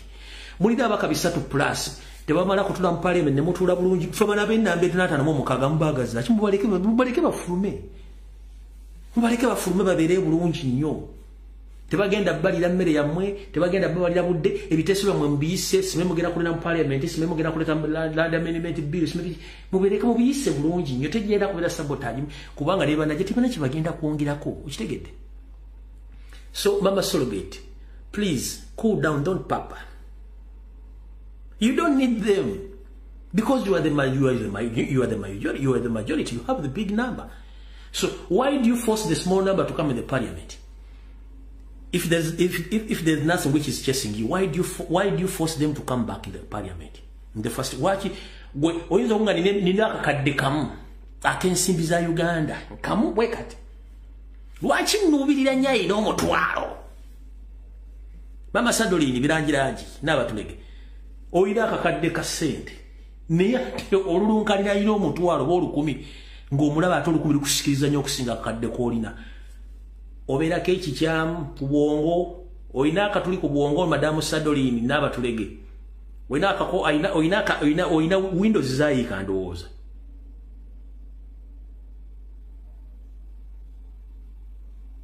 Olina akakadde ka sente. It's enough money for you. Niyo labya omuntu alina olwasa ate olwasa lukusikiriza nnyo okusinga akakadde lwayi. Muli bisatu plus tuli atano mukago bagaza kyatano mukago baleke basigale ebwe lwayi. Kubanga olina ekikusikiriza kati from today onwards ngenda bagamba. Anything you see promoted and funded on the mainstream medias in Uganda, kebere grudge over misunderstanding between the celebrities, over public figures, over minister, it is a state-funded stunt and diversion against the own demanding of kidnapped people in Uganda. Temudamu kubabi woba matuna machi manyiga mutoshiyali. Is it as a mulako media silver nadiva yombye? Don't please sharing ebintu bidala struggle postinga abana bafababula kubanga mbabiki dollar official tebaliyo bali ku pressure banonya solution kiba family ya Kibalama ne bakomredi bonna babambi babagambye temugezani mukkiriza kubanga bagenda boa sente babateke kaba sirikala bakuuma nga temusobola kwogera kigambo na kimu mukitegedde bulungi nnyo katika tugende ku bengambe mmere eri mukomera nga mulowooza nsaaga buno obaka si bwange bw'omuntu omu alina obujulizi ku mmere w'abantu mu makomera kubanga waliwo ekitta bantu kye bano abasajja kye baali bakola ekisookera ddala Janet Muntandikwa nga yaleta family planning method mu Uganda nga baagala abakyala Baganda bamire mpekeze ekizaala gumba era baazimira basinga obungi ne bafuna ebizibu n'aleetawo bisystem kati baleeta bisystem y'okugema abaana baleese okuba amakerera bina babikola okugezaako okukola genocide nebo bagezaako nnyo okumultiplying okuzaala ffe tetukyazaala kuba tulowooza tulina ebizibu bingi for them they are multiplying for us ebyo twabibamu tetukyazaala kubanga bo bagezaako okuzaala n'okwandaaza abaana baabwe ffe tuganya okuzaala tudda musima ebiki kati wulira nowulira Fred nkulamusizza nnyo ssebo nze nzizire kukaatiriza ku nsonga eyogerwako ey'emmere eweebwa abasibe tulina omusibe ekitalya omusibe bagenda ne bamukwata oli yajja n'amuwamba yayita mukwano gwe najja n'amutegeeza jangu waliwo abakwetaaga n'ava ku mulimo gwe yali akola mu kikuubo ng'atunda ngoye omusibe ono tugendayo mulaba byali bisangosango bye baamuteekako naye nga yali muntu wa Nuupu nga waaba agenda okukola akola n'akakoofiira naye twagenda okulaba omusibe gye babaggalira twasooka ne tutamulaba omulundi ogwokubiri ne tugendayo ne tumulaba naye nga waali tosobola muwa kintu wadde baateekawo akatimba naye nga tekayitamu wadde empiso bagamba mbu bayinza okubawa ebintu ebikyamu naye omwana oli mutabani wange yagenda n'aŋŋamba n'atugamba nali ne mwannyinaze mwana wa mwannyinaze yafa naye nga tuli ne taata w'omuto kati nze gwempita mwannyinaze n'agamba mu kkomera babateerako katuuni zokka ate babateerako katuuni emu si bye bino tikatuuke tulabe eno n'agamba waliwo emmere gye baleeta emmere eri olumala ogirya bw'okoma okutegeera oddamu okutegeera nga wayisireewo ennaku nga 3 naye eyo emmere tebagibawa buli lunaku kati olwo ne baddamu ne babawa akawunga naye yagamba akawunga ako kabaamu ng'engeri ya cyacu ako ke bateekamu eddagala n'agamba oba biba bikongoliro n'agamba emmere yatulema okutegeera ate ng'olina okulya kubanga enjala ekuluma n'agamba abaana basiimuukirako ddala obwongo ne busiimuuka ne baba nga tebalina takyasobola kyakugamba ali awo atunula butunuzi naye nga kiva ku mmere eyo wabula kye baatukkiriza omuwa gaali mazzi ekitalya ku lw'emitiyana naye ate mu kugendayo baatugamba nti tebakkiriza kulambula basibe bo emmere gye babawa ebamala fuledi kituufu abaana bali mu kkomera basiimuuka obwongo bwasiimuuka otuukayo n'akutunulira ye yagamba kati ye emmere yo yagizuula n'aguma kubanga bwe tugendayo tuyinake tumulekerayo naye ate tokawa ye wabula okawa okawa omusirikale era bagamba bireke ewaawo kati ne baddamukko ku maanyi naye nga Fred kino nkigamba kituufu abaana babawa emmere erimu obutwa okiwulira era omuntu waffe bamuleeta mu kkooti eky'omukisa omulungi ne bamala ne bamuta naye ng'obujulizi gye buli emmere erimu eddagala lye babawa abaana ne basiimuuka obwongo bw'obeeraawo nga toyogera ng'otunula butunuzi katuuni tomanya nti obudde busibya tomanya nti obudde bukedde ate mbw abaana bafa era oba oli awo ekiro ng'ekimotoka kizze ekimotoka ekyo bwe kijja ne kipakira oba babatwalawa era omwana yatugamba abaana bafa twatuuka ku mwana ng'olususu luno bannanga akwagaliza ekkomera akwagaliza ntaana Fred naye ng'obukakafu kituufu fe yali muntu waffe mutabani wange mwana wa muganda wange naye kirungi nti baamuteera mu kkooti bandooza wayiseewo emyezi giringa 2 ku 3 naye we nawulidde ekintu kino nenzija nempa obujulizi kituufu abaana baffe babawa emmere basiimuuka ne baba nga tebakyategeera n'abeeraawo nga waali naye nga taliiwo gwe omulaba naye nga tayogera naye basajja mmwe muli babi nnyo abanyarwanda mmwe muli babi bannaye simanyi mukama katonda oba yabatonda mu bbumba ki bannaye abanyarwanda muli babi Museveni muli babi nnyo sajja gwe abantu bakwaniriza naye temwandi tukoze ekintu ekyo baana mmwe muli bazadde muzaala Fred akatambi kange kate nkaliko dinze ng'enkuba etonnya era we kanaaba tekateredde bulungi nja kaddamu naye nga bujulizi kituufu ngenda kuddamu nzanya akatambi kano kansoke nyongerezeko ekigambo kino waliwo omuntu omu era yankubira ebiseera nga yakava mu kkomera naye before nga tannava mu kkomera nga bagenda mu mota omu ku muzira kisa abasirikale yamugamba bw'otuuka ebwerugendo laba omusawo with immediate effect osobola okufuna obulamu kubanga bimuli ate mbimanyi mugenda kufuna obuzibu nga muli weero ababeera mu bitundu abasibe bano gye balima omukyalo n'agambye nti abaana bano basiimuuka that's the fact edda fwe twakulira mu Kampala wakati ekkooti ya Mwanga 2 yatuulanga wali waggulu wa Nnabagereka primary school abatamanyi kkooti ya Mwanga 2 bw'ova ku private theatre bw'oti mu Nkulungo kino ekikuba ekikkirira mu Kisenyi oba wakatambulako meters nga 5 n'osanga Kampala secondary bw'ova Kampala secondary n'otambula meters nga 35 ku mukono bw'okkira obeera ku mukono gwa kkono Mwanga 2 kati baagisendawo twasomerangawo primary nga baleeta abasibe okubaleeta mu kkooti naye nga baleeta bbaasi oba loole nga loole eyo eriko abasirikale abasukka mu 10 oba 15 abakuuma abasibe myaka mikadde kati ennaku zino abasibe bayinza okuleeta pick-up namba oba loole namba nga kuliko abasirikale aba bebakuuma abasibe nga 23 lwaki kugirako abasirikale basatu olw'ensonga bano bonna abasibe babayiwa Windows tebakyalina budde buli awulooza tulina n'okudduka babeera abasirikale aba waba ku bataano nga bakumye bantu 30 nga bazze ne babalima bulungi babalimisa bulungi bamalenjinga babalenjinga bazza ko bazzaayo ombuzi zaayika Windows bamanyi kintu kimu kufuluma komera genda kulima nakudda baayika Windows across the country ekyo bakikola mu Buganda wokka bwemba nimba mujja gamba nimba kino kina ko record nzina kulya mu Kampala wakati mu Kampala sento baletanga lole y'abasibe nga kugira ka abasirikale 10 kwaga kati baleta lole genda oba kulima bakukima mazzi ne kugendera ka abasirikale oba nga bakuma bana 30 nenga bonna babasazeko ebiri bali mbigoli bambugoyegoye nenga buli mutafaayo baliya bakola bintu tetibwali adana kirozo kyakudduka kubanga basimuka kanjiddemu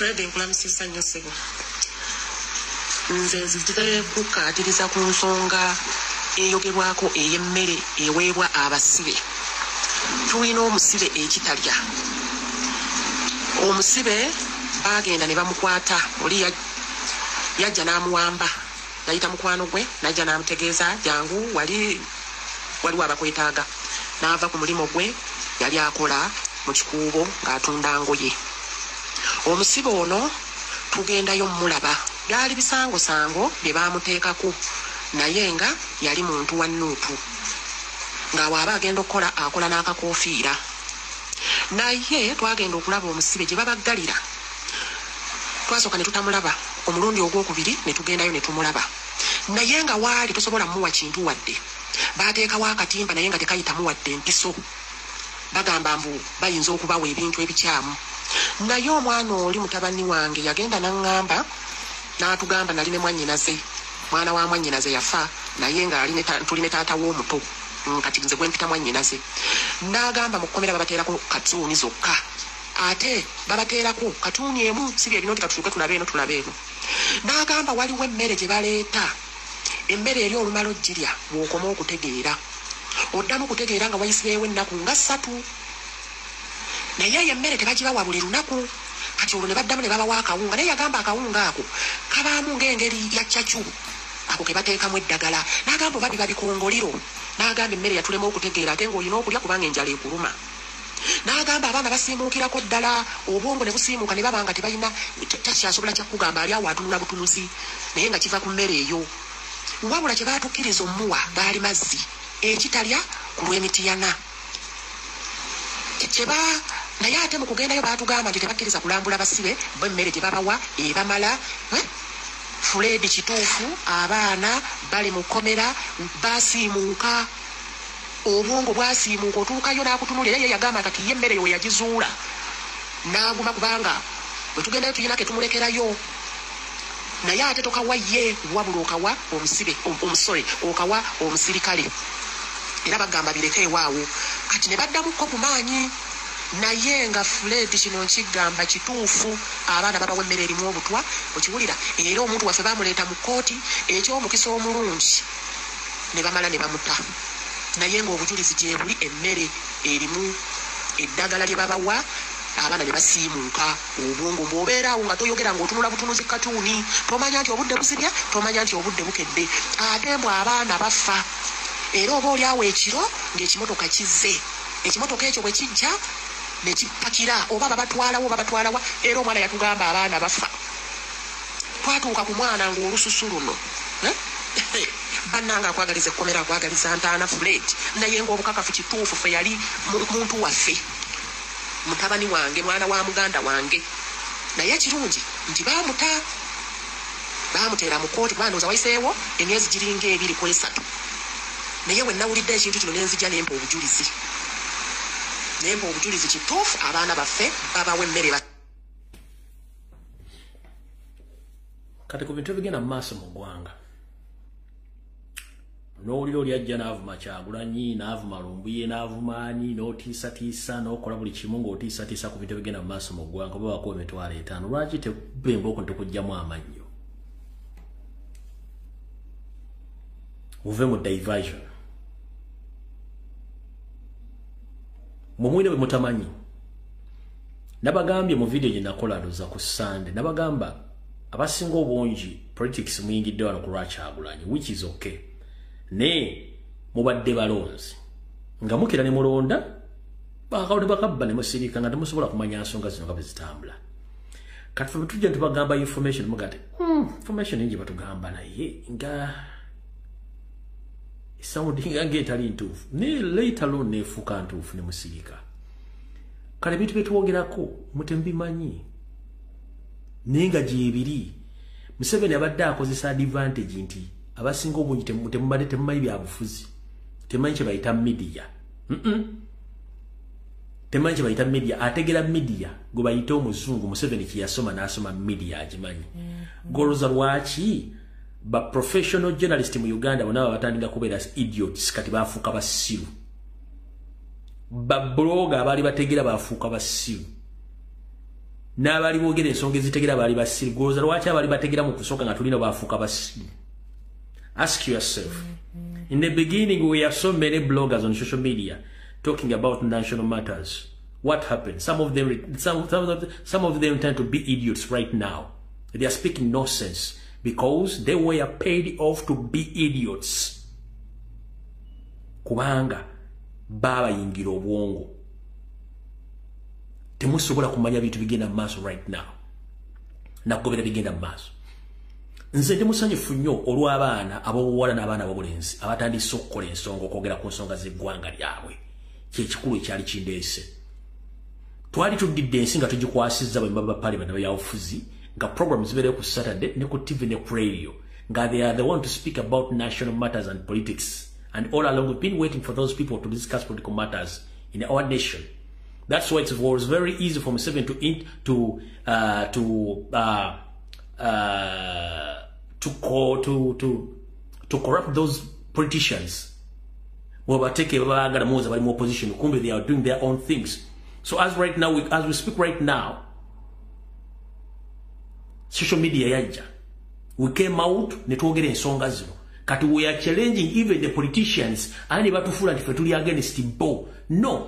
Kubanga tuamanya nti naffe tusobola okwogera ensonga zino kubanga we are concerned citizen abayina rights mu constitution okwogera ku national matters. So siba politicians. But previously twalindanga Besigye, netulinda Sebaana, netulinda Lukwago, netulinda Mawu, netulinda ani, netulinda Banamboze, netulinda Basego, netulinda Bampuuga. Kati yo bwe batulanga eyo bisenge by'ebyobufuzi. Nebawandika scripture kati logenda kwogera ku kino, logenda kwogera ku kiri, logenda nga the matters of national importance tebasobola zogerako. Nga nobody talking about kidnaps and torture. Teri about information eri crucial. Kati social media mweze. Netutandika barizoninga. Kati nabaga kino tetwakimanya. Pressure mutade ku Museveni temugimanyi. Fe tukubiriza buli munda Uganda nulwoyala mu nyido Uganda asiyo tuli mupangise n'ensiyo. Oba olina ettako batolina. Oba ozadde batozadde. Uganda asiyo. Gwe ne bona okwata passport ofune visa ogende nga Uganda ogiresenga bweri nga togenda jogere omala biseera kubanga olina ogiyita by all means. Nkuga 40% bana Uganda abaganda abali mu komera baliyo because of their land, because of their properties. Baba sibirwa amataka, baba sibirwa byabufuzi, nengo babuza kye kibasibya tebalina case to answer kubanga bo bakyagala. Bagala ku shifting powers, okudominating eggwanga. Mwe temusoma na history go tubagamba ne mugano mutegeera. Nti once America was for Red Indians, who are the Red Indians tebaliwo. Netugamba Palestine as a country was for Palestinians right now is occupied by the Israelites. Nakyo temusobola kitegeera. Netugamba nti Egypt yali abakaddugala abadiba n'abakyaba abadinka abasajja abadduga bawanvu. Where they are not to be seen. Okitegeera. Ensi bazi shifting ampola. Kati now they are shifting Buganda and Baganda and Basoga Banyoro. They are going to be wiped out batekemo Banyarwanda, and it is taking place na tukigamba no wakana. Bamala kukubira simu tebijja byajja bisinzira okwabe we banzi byettaka simanyi kubanga these people bali mu bashiftinga kintu ku kisqueezinga nga boloka mulaka tundo kajja mu mbisi kye bali mu kola tubaga bintu bino muga tulimba okitegeera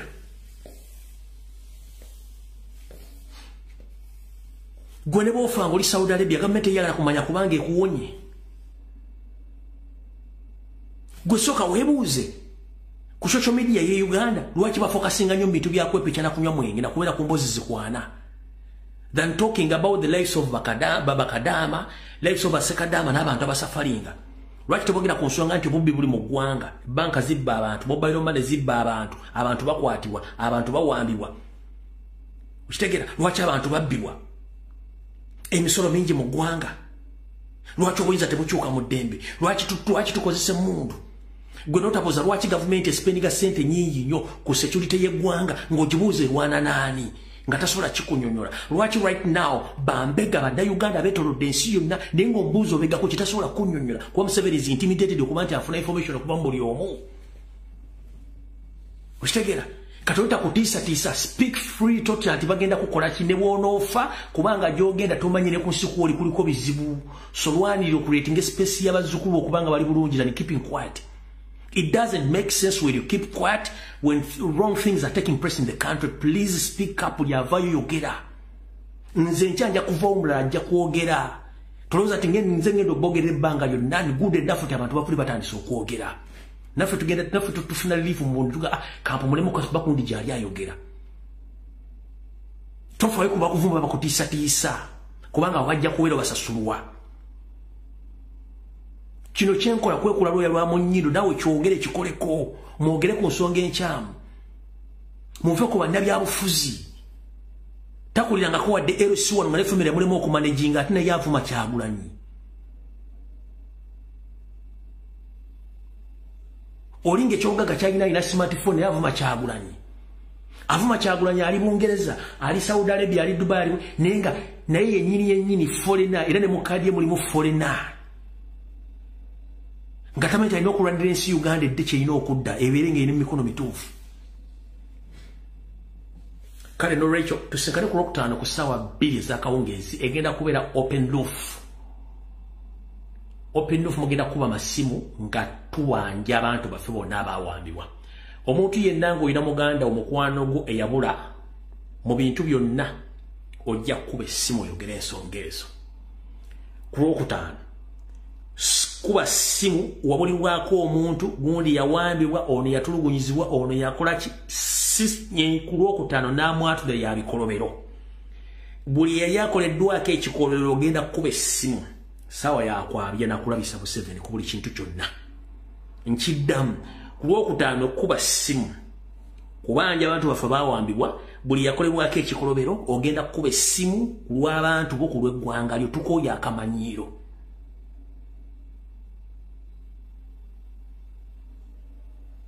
Eyo njiba wadde ku Lwokutaano bagita namwatulira kwatula nakwabya bikolobero mukitegedde bulungi nnyo. Eyo video wedde mugende mirembe Mukama bankuumire. Nkidda mu video wedde mugende mirembe Mukama bankuumire. Tusigale ku Lwokutaano ssaawa 2 buli omu kuuma essimu yongeriko omuliro ne airtime agenda okukuba essimu. Ngenda boda dakiika 3 oba 4 alina ensonga nga nzigumivu omuntu bw'amuwamba nkuwa eddakiika 3 ku 5 kudimandinga kulayisa. Bamemba Parliament tubabuulidde ki ekiddako Museveni kyayagala musigale temusigina mu pale musigaleyo. Be basinga obungi basigale mu Parliament yaabwe.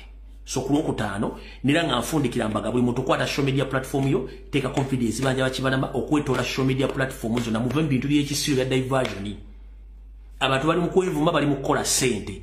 Abantu bali mu kukola sente bali mu kukola sente against people's lives. Ezo diversion izo nazo nansasule tebali byatasasulira ziriko sente empya n'enkadde nga nfundikira. Mwe abasirikale ba UPDF n'aba SFC n'aba prison n'aba police. Esente Museveni ne Salimu Saleze bakozesa okuteeka diversion social media. Misala gya mwezi mwino funa. Ne Saleza mwezi okubawumuza baziteeka ku social media. Ne mutudde mwetuddeko. This is the Russian government. Nemugati mumwegunze sawa zino. Mugenda kubanga mufunye support okuva mu mwetuddeko. Sente mbabudde billions of money ze spending on a daily basis okukola stunts. Ze sente za mwezi omusozi muno funa. Mumaze omwaka temusasula prison police majesi temukyafuna bisala sente ze baziteeka mbino bintu bya kuzanya politics wako namanya g'abantu. Mukola ki bakulu? Musituke mukole kye mulina okukola. Gona kuba essimu ne mbagambe ku Lwokutaano ate naawe gira. Mbagambe Lwokutaano okuba masimu si leero ne mu police Amajje SFC prison mwenna ekyokukola mu kimanyi tetulina budde butuwedde ko tetugenda mu kalolo ka 225 mukwate simu zammwe mudimandinga abantu baffe muve mu diversion mwenna ba MP mukwate platform za muziteekeko ebifaananyi by'abaana bawabwe bonna bakansala zibakyemmanere sifa mwenna mukole ekintu ekyo muteeke Museveni twagala abantu baffe naye nga tebaliiyo kubanga wano tumukwatidde for God and my country mukaba bankuumire